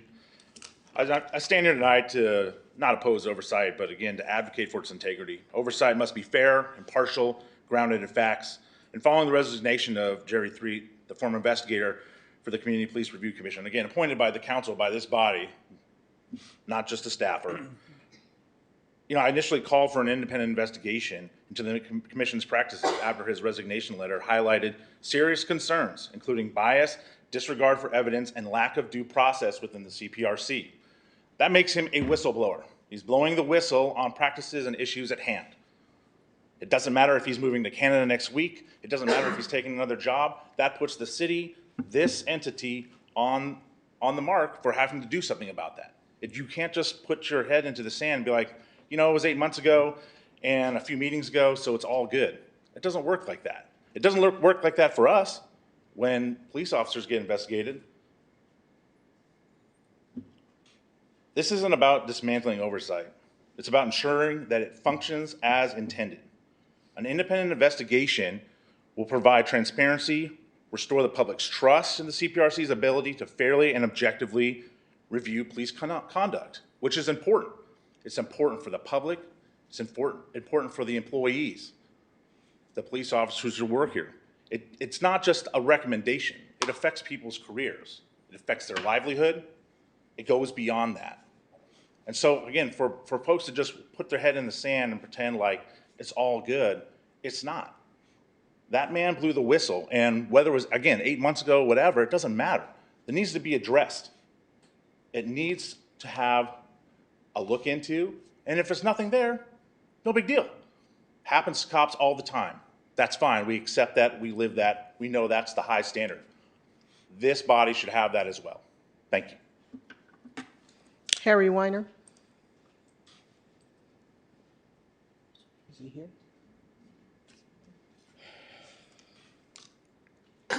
Good evening, Council. I support the continuation of a Community Police Review Commission. I understand that there are some that don't. I hope that the results of this investigation or any reform will improve the functioning of the CPRC and not remove or weaken it. If unethical behavior is determined, the individuals involved must be removed and replaced. The CPRB serves an important role in public safety. Please do not throw the baby out with the bathwater. Thank you. Our next speaker is Ann Norton. And will the following individuals please come forward? Jocelyn Andrew Melendez, Lorraine Angelica Rendon, Rosie Rendon, Jazz Guzman, Ray Wendell, Carlos Eric Smith.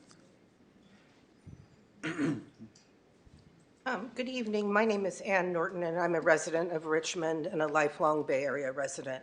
I am here today to express my concern and oppose Agenda Item R1, which calls to delay and possibly disband the Community Police Review Commission, which provides invaluable information about police complaints and police transparency to our Richmond community. I have personally been involved in a dangerous police incident in my neighborhood and have found no other means to gain information as to what transpired that day than the Community Police Review Commission. I filed an inquiry complaint in October 2024 into the events of that day with the Office of Professional Accountability to gain more information and received a letter months later from Richmond PD exonerating themselves from all allegations. It also states that within the letter advising me of the Richmond Police Department's exoneration, it also states that the investigation is ongoing with the Community Police Commission. This underlines how important the Community Police Commission is to our citizens, allowing for police accountability and full disclosure of police events that could or do harm to our community members. We as the Richmond community have no other recourse or independent commission to gather information, file complaints, and make our community safer against police activity that could do harm to our community members. With the disbanding of the Community Police Review Commission, the incident in my neighborhood that could have led to police harming one of our community members will not go on record and sheds light on the very need to have a citizen-based police review committee. I urge you to vote no on R1 to not delay or disband the Community Police Review Commission. I implore Your city time is council expired. members- Thank you. Okay, thank you. Jocelyn?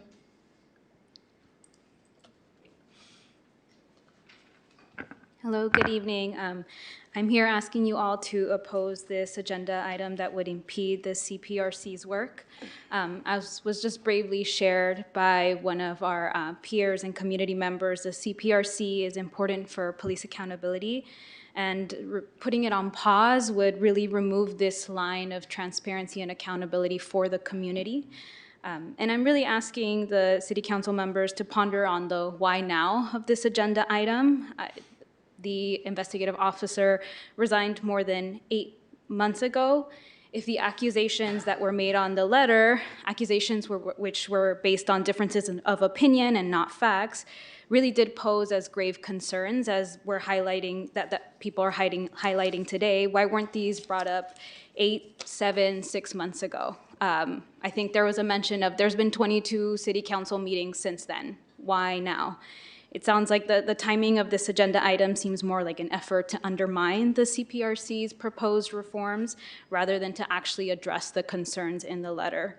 And I think one more thing is if Threat really had these official complaints towards his resignation letter, why didn't he bring it up to city council during his tenure as the investigative officer? And that's something else to kind of ponder about. Thank you. Andrew Melendez. Good evening, Mayor and City Council. My name is Andrew Melendez, lifelong Richmond resident, and I'm here today to speak in opposition to agenda item R1, not just because it threatens to completely halt, right, the functioning of the CPRC and the voices of the community seeking justice against police misconduct, but again, it's also clearly unnecessary. Everything that the previous investigator raised in his resignation letter is already being addressed, right, by the very same recommendations that are coming to City Council for a vote. Mr. Threet said commissioners lacked training. Okay, the CPRC is already recommending comprehensive training, right, in ethics, due process, evidentiary review, protocols, much more than that, right? They're very concrete reforms that are already in motion, and they're already coming to the council to make sure that the commissioners can be best informed when making decisions. In the letter, right, he also said commissioners didn't fully understand their responsibilities to the community. Okay. The CPRC responded by proposing annual public reports, right, new transparency standards, and accountability measures, right? Again, the CPRC didn't ignore these concerns. They took them seriously, and they're acting upon it right now. And I think that's something that, as previous council members have mentioned, is a massive step towards accountability for all sides. And that's what makes this agenda item so unfortunate, right? This agenda item is not a solution. It's a delay. It's a delay tactic, and real people will be impacted by it, and justice will be silenced if this passes. If the council genuinely cares about the issues that Mr. Threet raised, then you should support the reforms that CPRC has already developed in response. Launching a separate investigation now does nothing but stall those efforts, and worse, it stops the CPRC from doing any work at all in the meantime. Mr. Threet left his position over 8 months ago, right? The CPRC has used that time to reflect, reform, and come back with tangible recommendations. And we should be building upon that momentum and not burying it under what could be months or years-long investigation that will tell us what we already know. So I urge you to vote no on this agenda item. Thank you for your time. Lorraine.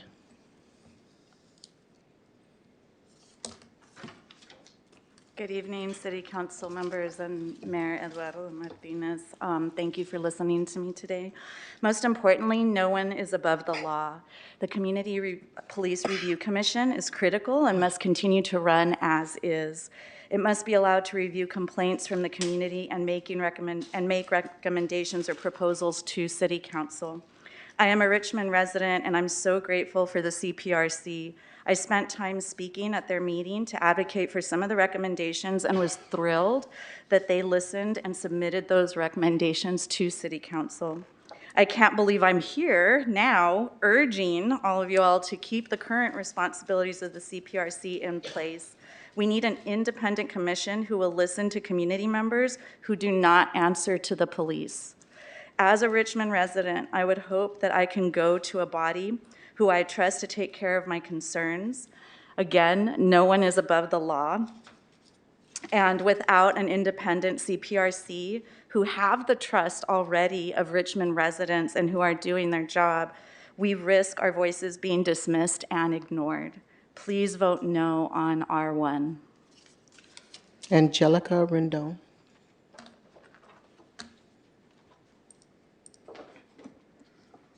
Hello, Commissioners. Please do not suspend the CPRC. The community needs this commission. Do you not realize if you suspend this commission indefinitely, the community has no choice but to submit complaints directly to the police department? How does that make sense? I have shared my story with you all a few years ago when I really could have used the CPRC. I wish I could have made a complaint about the neglect I experienced with the Richmond Police Department. In my time of crisis, we called for the police's help. And what did they do? Threw up their arms and said, I don't know how to deal with this, and left. The police in times of crisis have proven they neglect or they kill. How do we expect the community to trust in the police department if their complaints are going to be reviewed by the comrades they are making the complaint about? If I was given the opportunity to complain about the neglect I faced with the Richmond Police Department, I would much prefer if I knew the commission reviewing my case would not be a bunch of police officers. There is no need for the suspension. Please do not strip the resource from those who really need it. Thank you. Rosie Rendon. Good evening, Mayor and council members. My name is Rosie. I am a D6 Richmond resident, and today I'm here in opposition of this agenda item.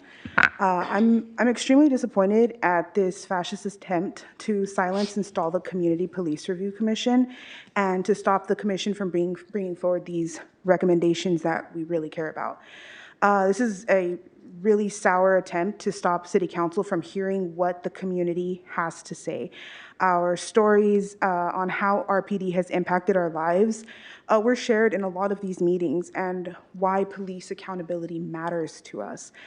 It's just ridiculous that months later, right before that these recommendations could come to City Council, this whole commission is being threatened to be paused and investigated. I trust this council and I trust in commissions being powered by community. Bonna, you equated librarians and police officers, but there's a big difference in the two. I've never heard of librarian misconduct. Pro-police or not, this agenda item would temporarily shut down the commission from doing their job. And bringing these recommendations to you all so that you could hear what we have to say and better our community. Thank you. Our next speaker is Jazz Guzman, followed by Ray Wendell. Good evening, Commissioners. My name is Jazz Guzman. I'm here in opposition to this agenda item. In 2016, my father had a heart attack and died. The paramedics informed the police, who then showed up at my house. Upon arrival, the officer came in and didn't even look at us. He acted as if he had better things to be doing. Once he reached my father's still warm body, he saw his tattoos, which were all family related, and on his radio said my father might be a possible gang member and drug addict. My father was not. He worked his whole life down to the day he died at an honest job, and he always respected the police and liked them. All that officer saw was a brown man covered in a sheet. If I had the Community Police Review Commission back then, I would have been able to make a complaint about how that was a complete generalization based on bias. Please don't take this story lightly and brush it off. I want you all to understand how these traumatic stories affect the people that put you here in these chambers. In the meantime, in the time you wish to suspend the CPRC, how many other people will not be able to have their voice heard? Thank you. Ray Wendell. Good evening, Council. My name is Raymond Wendell. I'm a former Richmond resident who now lives in San Pablo, but I've continued to follow Richmond's Community Police Review Commission closely since I moved. I have a longstanding interest in civilian oversight of law enforcement, which I really believe is the solution to the eroding trust in police and law enforcement that we're seeing, not just in Richmond, not just in the Bay Area, but all over the country. The public needs to have a real stake in law enforcement. We need transparency, accessibility, and accountability. Having reviewed Mr. Threet's resignation letter back when it originally came out, I noticed two things. Of course, I think the major takeaway from the letter is that the commission needs more training. They need to be taught how to review documentary evidence, analyze extensive factual records. Other cities have been training their commissioners in how to do that, and I think Richmond should do that too. The commission has a proposal for training, and I don't understand why the council wouldn't want to hear that proposal and instead would just halt all of the progress that the commission has been making in order to conduct an independent investigation. The commission agrees with what Mr. Threet said about training. The letter also uses the word bias, but it only cites one concrete example of anti-police bias, which is a single case in which the commission sustained a complaint in disagreement with Mr. Threet. I'm running out of time. So I just hope that you will remember that as important as the due process rights of police officers are, there's also the lives and safety of community members also at stake here. Thank you. Carlos?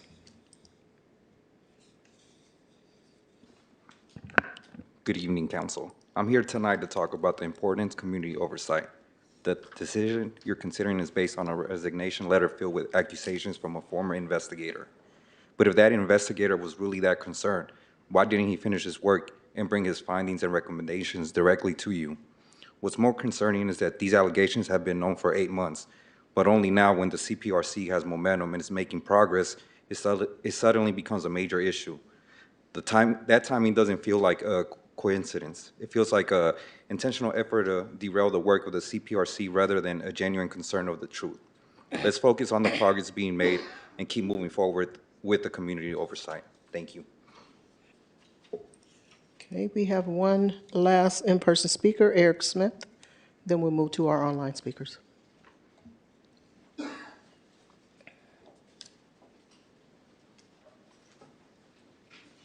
Greetings, Mayor and Council. Eric Smith, President, Richmond Police Management Association. I'd like to say thank you. Thank you for bringing this item forward. 22 meetings of the City Council is too long not to ensure that officers and employees of the Richmond Police Department are treated fairly. It's about fairness. Threet's comments in his resignation letter were very plain.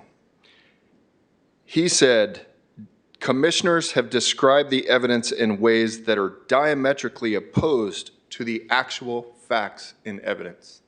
Fairness. Treat people fairly. Some commissioners have begun to approach discussions as if they are a grudge match to be won or lost. Is that fair? Fairness? Fairly evaluating evidence that could lead to someone losing their job, being punished, having serious implications? As a command officer with the department for a number of years, I've conducted investigations into employees and to their misconduct, and some are sustained. Some have lost their job. Some have had serious suspensions or loss of pay. It is serious. They need to be held accountable. I've been investigated by the CPRC many, many years ago. Training, they recommend their own training. Police officers' training is recommended by the Peace Officer Standards and Training Commission. They don't get to make up their own training. They actually go to places to provide, who tell us what we're going to take. We don't get to pick. Ignoring evidence and investigations by current members of the CPRC is one of the biggest concerns that most of us should have as it relates to this item. That needs to be remedied in investigation. If there are no findings of misconduct, then they should carry on with their business. We welcome it. We want to do better. We want to do our job right. I urge you to vote yes on this item. That was our last in-person speaker. Now we'll move to the online speakers. 8 speakers, sorry. Okay, the first group of speakers are Oscar Garcia, Melina Nguyen, Alex Kane, Don and Amber Hatfield. Oscar Garcia, you'll have 2 minutes to speak. You can go ahead and start. Hi, can you hear me? Yes. Hi, good evening. My name is Oscar Garcia, and I currently sit on the Richmond Community Police Commission. I'm very concerned with what I saw in the closed session that ultimately led to the resignation of our investigator, Jerry Threet. Mr. Threet is very ethical, and I thank him for his courage.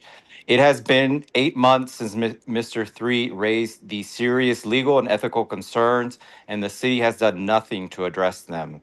In fact, I have inquired into Mr. Threet's concerns, and I have experienced aggressive retaliation by some commissioners and their allies, and in some cases putting me and my family at risk. If the commission has been taking Mr. Threet's complaints seriously, why haven't we been able to discuss them in our meetings? The amount of, I am also concerned by the changes proposed by mostly new commissioners that have not undergone any training. Would you trust an intern to redesign a plane you are flying in? Unfortunately, the CPRC is not ensuring compliance with legal, ethical standards of NACO and other civilian oversight. I also am bothered by how Mr. Threet's resignation is being characterized. He planned to stay until we hired a new investigator, and instead he quit suddenly, and we've been without an investigator for almost 9 months. And lastly, there's a lot of financial conflicts of interest among commissioners and their employers. Several commissioners are being paid, which is against the CPRC ordinance. And for the record, only 7 city council meetings have occurred since Mr. Threet resigned. I looked that up as I was waiting for my turn to speak. So please do the right thing and conduct this overdue investigation that will ensure Your time has the expired. standing Thank of you. The next speaker is Melina Nguyen. You'll have 2 minutes to speak. You can go ahead and start. Hello, sorry, Zoom gets my name wrong. This is Carol Hagstrom. I'm a current commissioner on the Community Police Review Commission. First of all, I'd like to state that this item is about transparency and accountability. We in the community expect transparency and accountability from the police department, and we should also expect transparency and accountability from the police commission. Anybody who is against transparency and accountability, that to me sounds like there's something to hide. If you don't have anything to hide, let the investigation go forward. I've worked long and hard on this commission. I care deeply about it. But when Jerry Threet wrote his letter and made damning accusations against us, that damaged the reputation of the CPRC. Who is going to listen to a decision that we make if we don't resolve those accusations? So I think it's important that we go forward, do the investigation. If those of you who think there was no misconduct, if you are proven right, that's great. Now our reputation is restored and we can go forward. If there is some misconduct or something that needs to be addressed, we can address it, and then we can go forward with the full support of the community behind us. Thank you. Thank you. Next speaker is Alex Kane. You'll have 2 minutes to speak. You can go ahead and start.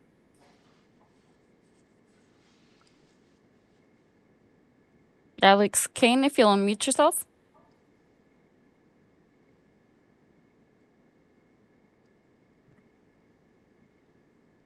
Can you hear me? Yes. Good evening. I'm Alex Kane, and I speak to you tonight as a representative of the Richmond Police Officers Association. The RPOA supports oversight, but it must be fair, unbiased, and rooted in facts. Recent concerns about the Community Police Review Commission cannot be ignored. Investigator Jerry Threet's resignation letter cited bias in decision-making, disregard for evidence, prejudged outcomes. These concerns undermine the credibility of civilian oversight and erode the public trust. Officers are held to the highest standards. We expect the same for the oversight bodies. The RPOA supports agenda item R1, and we're calling for an independent outside investigation into the CPRC operations. The investigation will ensure the transparency to the community, identify necessary reforms, rebuild the public confidence in the CPRC. And this is not anti-oversight. This is pro-integrity and pro-accountability. We urge the City Council to vote yes on R1 and restore the public trust and fairness in the process. Thank you, and I yield my time. Thank you. The next speaker is Don. You'll have 2 minutes to speak. You can go ahead and start.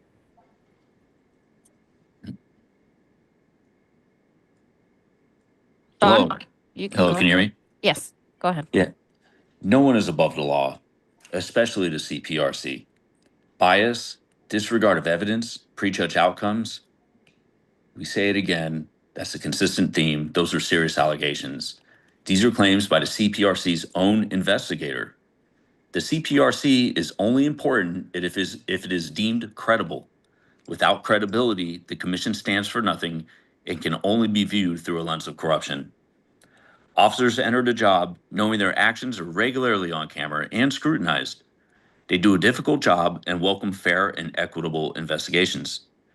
Cherry 3's claims need to be taken seriously to ensure Richmond PD retains and attracts good officers who do good work for the community. Rather than fairly investigate the claims, his character and credibility gets called into question. This clearly seems to show a bias with ulterior motives. It's ironic that a commission that is supposed to conduct oversight through unbiased investigations is trying to avoid an investigation into their alleged bias, support citizens of Richmond, and support justice by ensuring the CPRC conducts fair investigations. Vote yes on R1. I yield. Thank you. The next speaker is Amber Hatfield, and the following group of speakers after that are Sarah C., Savitri Khalsa, and Kevin Lemus. Amber, you'll have 2 minutes to speak. You can go ahead and start. Hello, good evening, council members. My name is Amber Hatfield, and I'm a Richmond resident. I'm happy to be raising a child in a city that has, in the past 5 years, taken seriously the nationwide call to hold police accountable for the systemic violence that is disproportionately directed toward our Black, Indigenous, immigrant, transgendered, neurodiverse, and unhoused community members. This is a nationwide problem, and I'm glad that the city of Richmond has had the courage to research and fund alternative programs of care that would strengthen our communities and actually prevent harm, which is something that the police are fundamentally unequipped to do. With a police force that holds an arsenal of military-grade weapons, ever-expanding methods of surveillance throughout the city, and the ability to investigate themselves, the Richmond city residents deserve a powerful community oversight body, fully trained, fully staffed with an investigator. And I urge you all to vote no on this disingenuous agenda item that's clearly meant to silence the voices calling for true police accountability. We need a functional commission now. Thank you. Thank you. The next speaker is Sarah C. You'll have 2 minutes to speak. You can go ahead and start. Hi, thank you so much. My name is Sarah Cantor. I'm a Richmond resident. I personally don't see the need for an investigation into what happened months ago. I think that if it's really important to people that there be some sort of assessment of how the CPRC is operating now, and you want to use city funds to pay for that assessment, I'm not opposed to that. I think that you would have to figure out like what the budget is going to look like, what the scope will look like. There is an actual like this takes time and money to do issue here. But the most important thing is that if you're going to do this, don't assume that misconduct happened and punish this agency by preventing them from doing their work before any results of an investigation come in. That doesn't make any sense. It stops accountability for the police. I think that integrity and trustworthiness is very important for all bodies. I think it's important for the CPRC. I want that for the CPRC. I also think it's really strange that the police officers keep comparing the accountability that is expected of them to the accountability that is expected of CPRC members when only one group is armed and is ever accused of physically harming people. I think that I think the CPRC should be accountable, but I just wanted to say that I think that that's a weird argument and I wish that people would stop making it. Thank you. Thank you. The next speaker is Savitri Khalsa. You'll have 2 minutes to speak. You can go ahead and start. Yes, good evening. Savitri Khalsa, Richmond resident. I'm speaking in favor of this item, R1. 8 months ago, our former confidential investigative and appeals officer, attorney, and police policy specialist, Jerry Threet, raised serious ethical concerns for this commission. Mr. Threet has a distinguished career serving, for example, in San Francisco, Sonoma, and Richmond. Given his extensive 25 years of professional experience, I take his suggestions seriously. I would like to know if the Richmond Community Police Review Commission, the CPRC, has engaged in conduct that reflects an inappropriate level of bias. Because this commission is a civilian oversight commission, it's especially important that anyone who serves on this commission not be heavily biased either towards the police or against the police. I want our Community Police Review Commission to be a fair, unbiased, and most importantly, a trustworthy group. Oversight bodies must be fair, impartial, and credible. Bias in any direction undermines community trust.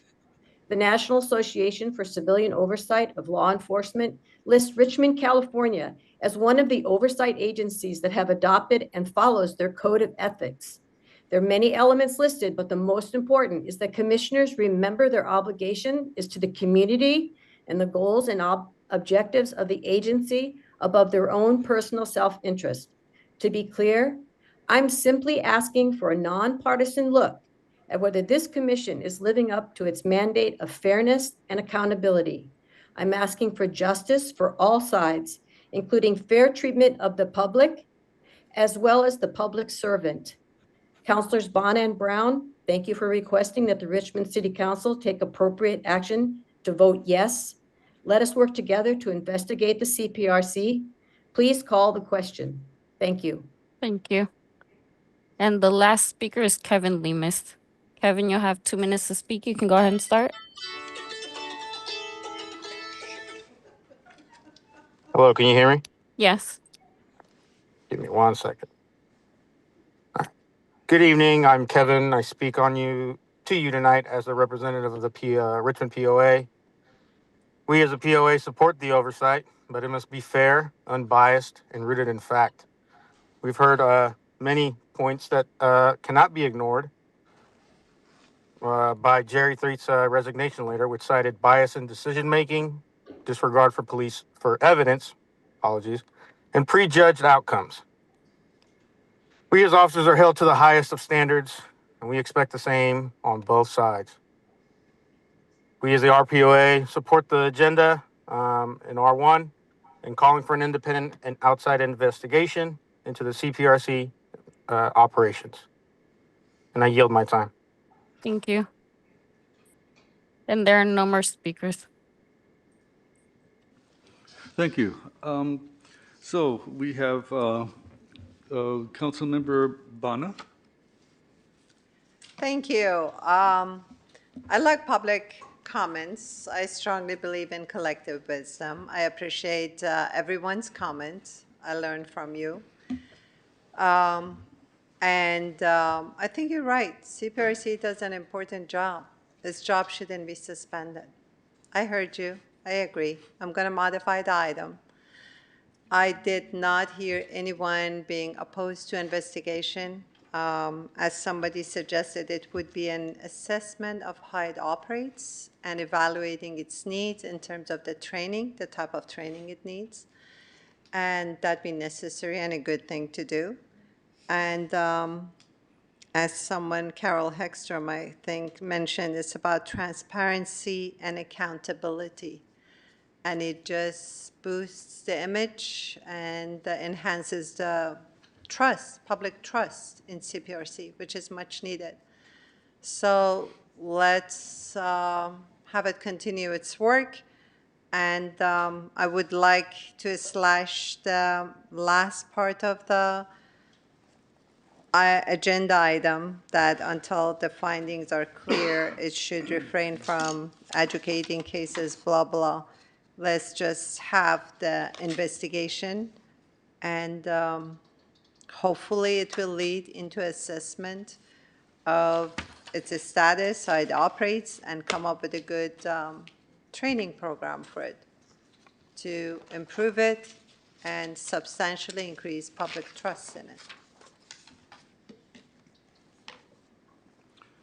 Councilmember Brown.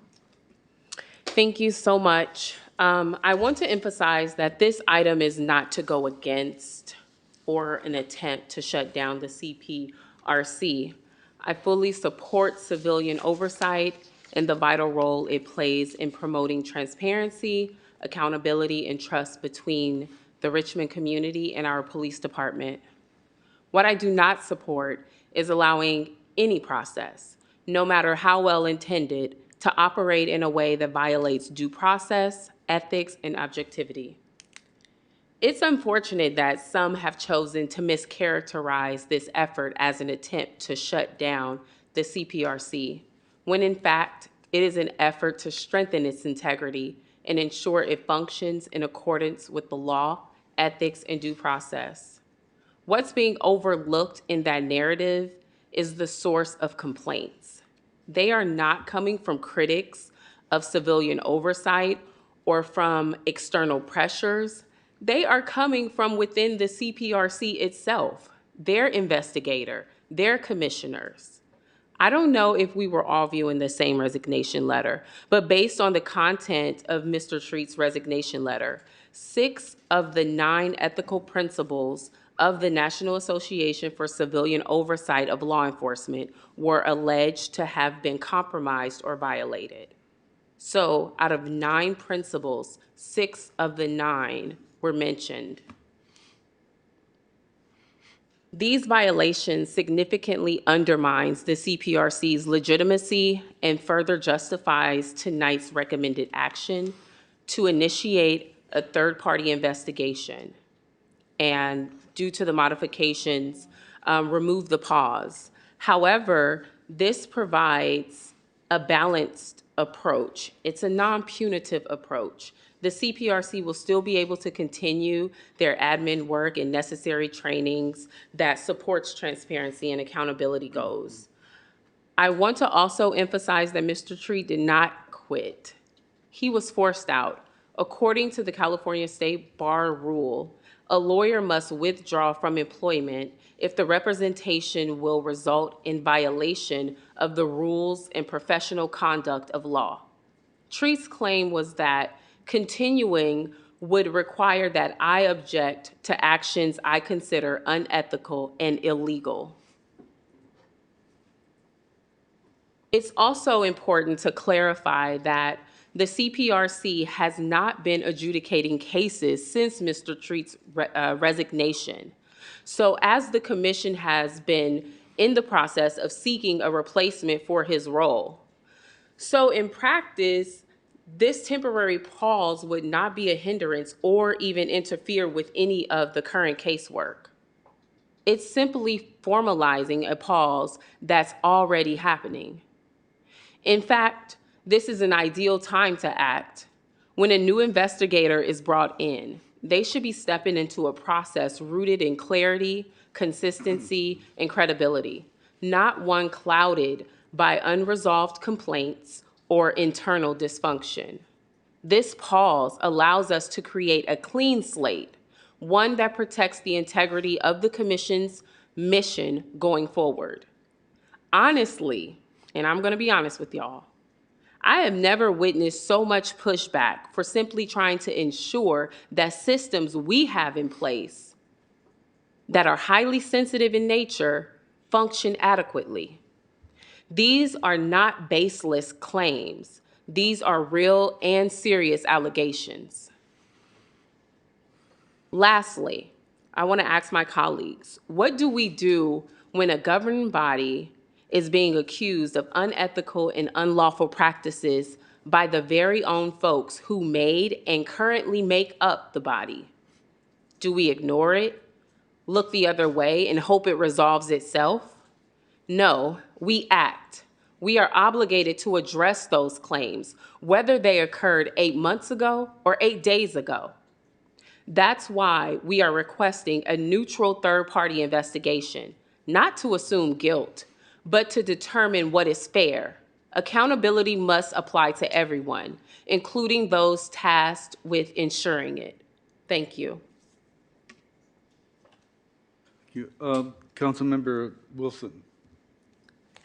So to recap, I think what I've heard from the sponsors of this item is that Councilmember Brown is still interested in putting the CPRC on hold while there's an investigation. Oh, that's what it sounded like. I'm not opposed to putting a pause on because there's a pause that already currently exists. Okay. But since she wants to modify it, I support it either way, as long as the investigation takes place. Thank you for the clarification. So, so the modification here is that they want an investigation, but they'll continue to let the CPRC do their work. I'm not opposed to investigations when there's cause for them. I would argue that the reasons for an investigation that are laid out in Threet's email are too thin and insubstantial for us to trigger in a full investigation or any kind of investigation of this commission. And in fact, that investigation would still function as a silencing tactic and a discrediting tactic and a political weapon against the commission. So I oppose the investigation. One of the things that I want to sort of bring out, because I think as council members, we have the context of serving as council liaisons and getting to see how different councils function. And so one of the things that struck me when I was reading Jerry Threet's email 8 months ago, because it was in the paper, was not that this is scandalous and these are terrible things that are going on, but rather how how he seemed to overstate conclusions based on very minor things. I'll give you 2 examples. One of his major criticisms is that commission members were reading agenda items close to the time of the meeting rather than, I guess, farther time in advance. And I think he was using that as evidence that they weren't serious about their jobs. I would argue that if we were to do these kind of investigations of all of our commissions, we would find that many of our commission members, all of whom are volunteers, unpaid, working jobs, raising families, I'm mostly just proud they're all reading the agenda items and opening up the attachments. I'm not annoyed that they didn't do it far enough in advance to satisfy Mr. Threet. Maybe his most serious allegation is that there's bias on the commission, and his evidence of that is really strange. He says they're biased because one time he made a recommendation about how he thought a case should be resolved. And evidently, there's no details for us because it was in closed session. Evidently, the majority of the commission voted to do something differently than what he recommended. And to him, that's evidence of bias. I'm going to maybe embarrass our brilliant human relations director a little bit by using an example from the other commission that I'm part of, which is the personnel board. The other day, our human human resources director came forward with a recommendation for the personnel board that she wanted them to agree to. It had to do with, I put it in my notes, code enforcement for sidewalk vendors. And the commissioners heard her presentation about what to do, and they listened, and then they listened to public comments, and then they talked about themselves, and they voted to disagree with her recommendation. And it wasn't so the same thing that happened to Jerry Threet happened to our own human resources director. She did not take this as an example of a bias or that the personnel board had gone off the rails and how dare they not take her professional advice seriously. She politely, professionally listened and incorporated their comments and took it back to the drawing board. So this is actually what we're asking commissioners to do, which is not just rubber stamp the things that staff brings them. And so the other implication in Threet's email is if he's mad because they disagreed with him one time, the implication, again, I haven't studied this, is that they've agreed with him every other time. And so it's like, if this is a biased committee that's gone off the rails, they mostly agree with him. So again, the evidence for launching an investigation to me isn't there.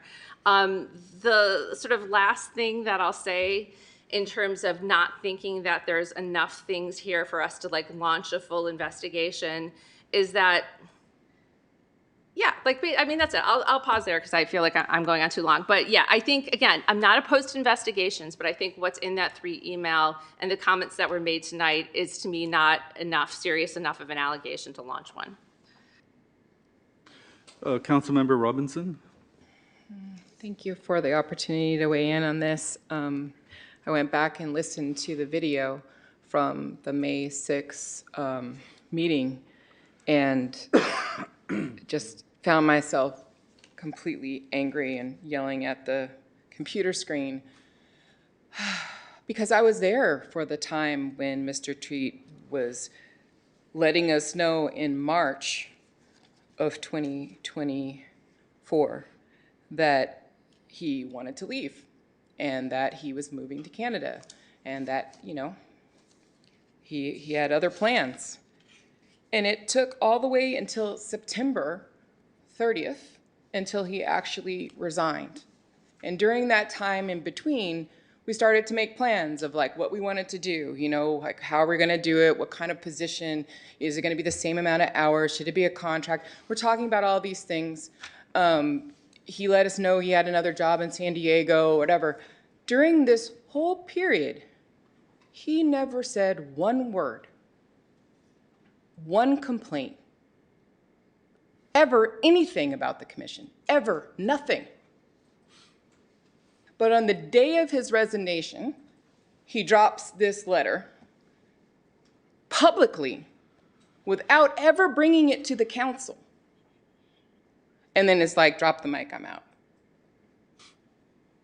He was with the city of Richmond, I think, for over 5 years, maybe 6, 7 years. I asked, how many complaints did he submit against the commission? And the answer that I got was none. This is a lawyer, a professional. He knows the importance of a written record. He's not stupid. Why not one written record? Why? Until the very last day. And this commission has been different all this time. There's all different kinds of things. Never one written complaint. And then, from March to September, there was a process of him leaving. It was not some immediate thing. We talked about it at multiple meetings. What we were going to do, how we're going to do, what should the form and shape of the thing be. And Councilmember Bono was there. And so I really was upset about the characterization that he was pushed out, that he had to leave, that he left in all these things. He had so many opportunities to express whatever was going on throughout this thing and never did. I'm not saying that he didn't experience these things, but as somebody who has been in a managerial position for over 20 years, this is suspicious, especially considering that this person is a lawyer and a professional and knows the importance of a written record. So what I want to do is be concerned about the health of this body, because I do have concerns about what's happening. I think that there are members of the body that have concerns. I have concerns about, how our police officers feel, whether or not they feel that they have a fair shake, because I do believe in due process. I absolutely do. When you see what's happening on the federal level, you know how important due process is. But I do not believe launching a witch hunt in this moment is going to do anything but destroy this commission. I am looking for what is going to make it healed, make it stronger, help us sort out the things that need to be cleared up and made better, figure out what these recommendations are, suss them, vote on them, debate them, talk them out, so we can have a stronger community commission. I do not believe the way that's proposed today is going to get us there.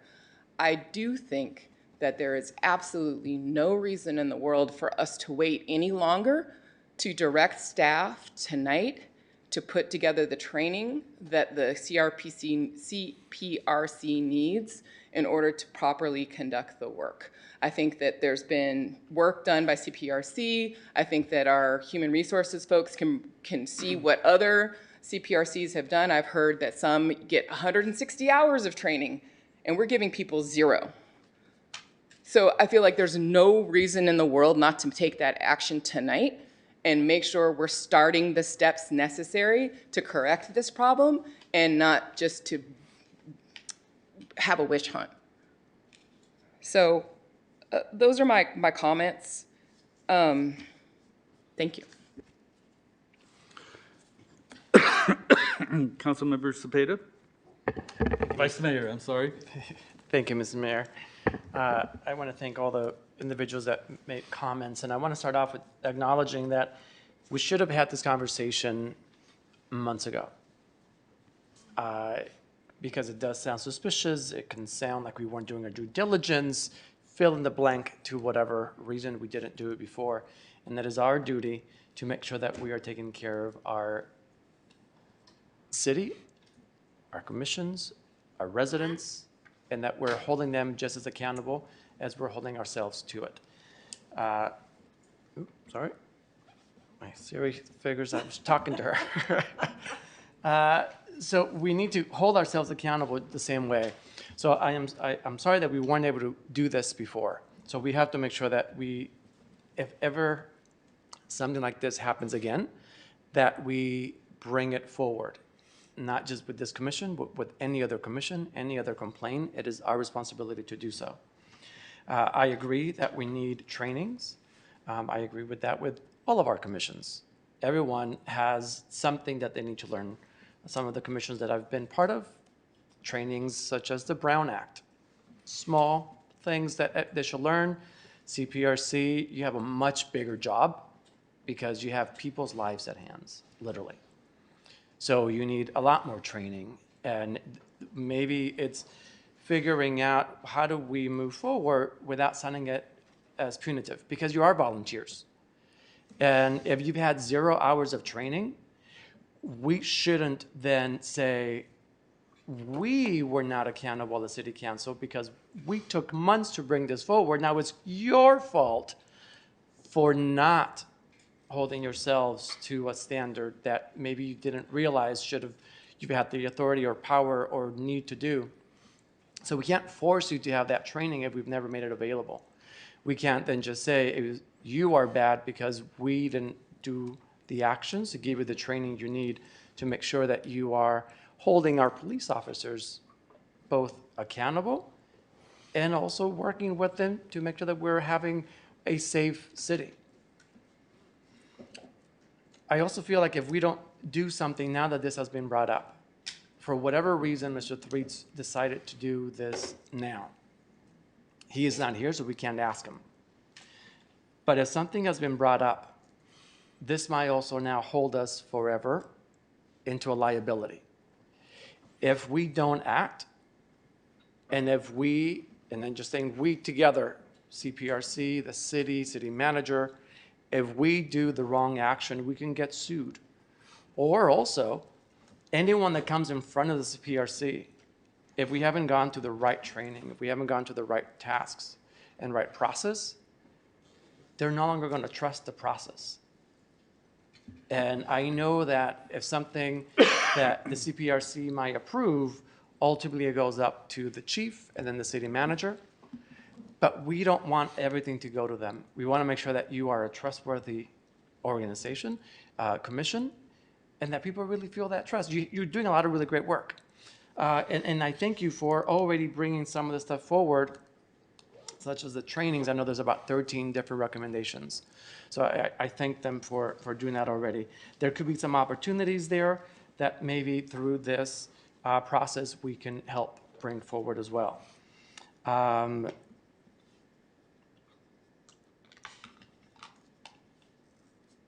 And if there's a question, again, of the bias or of ethics or credibility, we want to put that all aside, and hopefully with a good process, we move forward and CPRC continues keeping our community safe along with our police department. Mayor, if I may, through the chair, just for the administrative record, in the city of Richmond, boards and commission training has always been conducted and led by the city attorney's office. Thank you. You're welcome. So, Mr. Alshire, we'll be looking at you for some good training. And what we should be looking at is a way to maybe examine and then learning from this, not just as the CPRC, because I don't want to just point fingers, because you're just as much to blame as we are more to blame because we didn't bring this up forward. So how do we make sure that we're holding ourselves accountable so this doesn't happen? And I am sorry, but you're the first commission that has a letter as such brought forward. But for any other commission, we should be getting in front of it. And as soon as we receive a complaint from someone, that we're acting on it. So how do we make sure that we examine what happened, that we research, that we go fact-finding and not finger-pointing. And then we begin to understand the situation. And that we have some good learning opportunities from this so that we can grow both as a city council, and as commissions. Thank you. I'm sorry, but you've used your 5 minutes. I am going to make a motion. Okay. So I want to make a motion to direct city attorney and staff to put a plan for training to CPRC members and start the implementation by September. Okay. Do we have a second? I don't think that item is on the agenda. I think we can come back. Okay. I think we can, the commission had 13 recommendations. We haven't brought them to you. I think for the next meeting, we could bring the training recommendation and look at it. Maybe the people we talked to tonight, we could talk to them about supplementing that recommendation, and then we can bring that. But I don't think you can take an action on the training part. The items that were here tonight was in the investigation, and I guess the item of withholding, Councilmember Bonner, I was just looking at the recommendation here as to what you were holding back on. So the whole second page says until the findings. So is that all deleted? Yes. Okay, so your item just begins the first part about the investigation. Yes. So the training thing, We can I work can on- pull something together, starting with what the commission was recommending. Because for also the public's attention, it's true that there's a backlog that has built up on the cases, but we're close now to hiring somebody who would start moving forward, and it could be a matter of, within a couple months, some new matters could be before the commission, and we'd want the training to happen before that. So I think there's, the training piece is high priority. Okay, thank you. Urgent. May I? Yes. I would like to make a motion, R1, as the city attorney suggested, without the until the findings suspension section. But before that, for the record, I just want to say I don't appreciate name calling of any sort. I don't appreciate calling an independent legal expert to be hired for transparency and accountability to strengthen the position of CPRC witch hunting. I do not appreciate that. I make a motion for item R1 without the suspension portion of it, the text that starts with until the findings. Items 1 and 2 under recommended action. I'm sorry? Items 1 and 2 under recommended action. Yes. Mayor, point of clarification. Yes. I just wanted to ask the city attorney that, so considering that Mr. Street was a lawyer and that these complaints are coming from not only the investigative lawyer, but also the commissioners, from all internally, that what happens when these sort of allegations come up and they're sent to you or addressed to your office? What's the proper protocol to address the allegations so we're not here again? It depends on the circumstances. We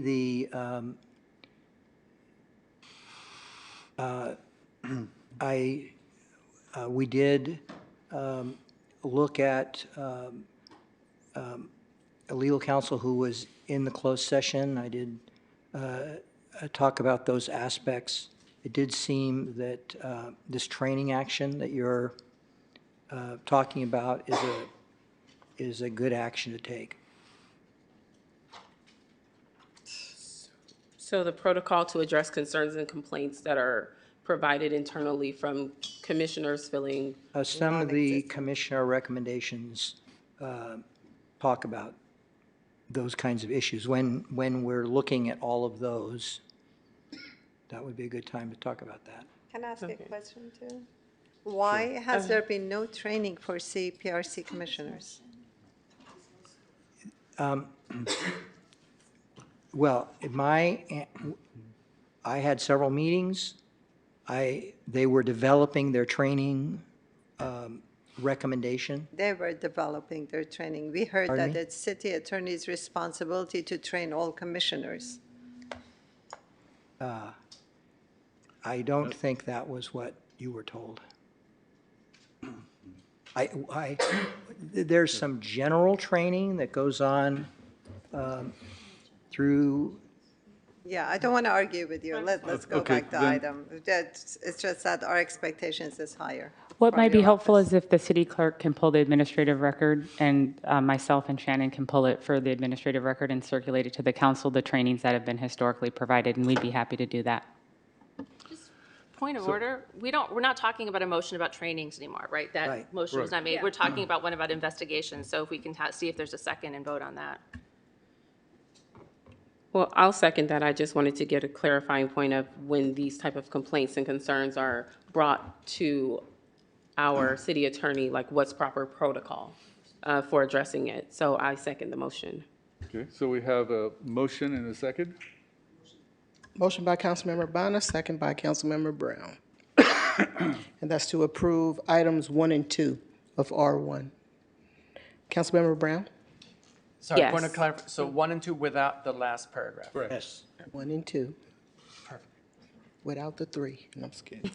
All right, Councilmember Brown? Well, there's no 3, it's just 2. It's a third part. Imaginary There 3. isn't a 3. There should be a 3. Perfect. No imaginary 3. Councilmember Brown, sorry. Yes. Okay. Councilmember Bonner? Yes. Councilmember Jimenez? No. Councilmember Wilson? No. Councilmember Robinson?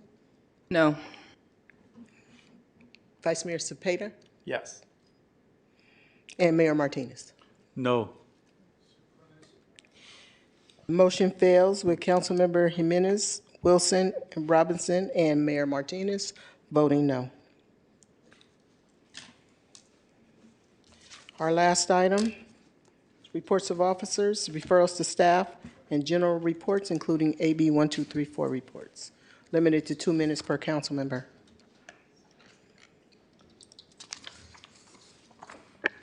Anyone? Okay, Councilmember Bonner?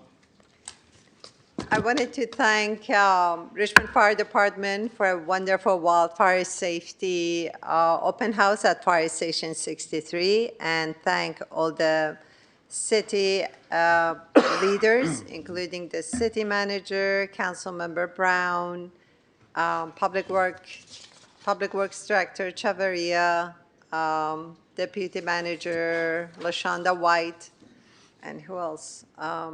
Who participated. I'm sorry if I forget some of the names. Thank you. It was a very good event attended by hundreds of residents. Anyone else? Councilmember Brown? Oh, okay, yeah. Yes, sir. Okay, I'll do a quick update. I attended the Parkchester dumpster cleanup day. It was a very busy past Saturday. Also attended the Shield Reads along with the mayor. We went to go fly a kite, and that was a lot of fun. I haven't flown a kite in a long, long time. Then went to the literacy fair, and that was great. A lot of kids and community members there. And I also went to the Richmond Art Center to see their new expo there. So they have 2 really great expos. One of them is the West Contra Costa Unified School District students. They had an area there for their annual art expo. And then by the very well-known muralist, who is actually the mural here at City Council Chambers, Mr. Warhol, he was there and presenting his art. So if anybody gets a chance to go see the art expo, take a look. Thanks. Councilmember Wilson? I attended the library commission meeting and I learned about their extremely ambitious plan because renovations on the library are going to be starting in the fall. So over the summer, every single book and every single item in every single closet inside the library, which has been there for I think 75 years, all of it has to be moved out of the library. Most of the collection is going to go into the auditorium, which will be the sort of temporary library while construction's going on. Some of it's going to go into storage, and it's I have much admiration for the staff who are working on that because it's a huge project.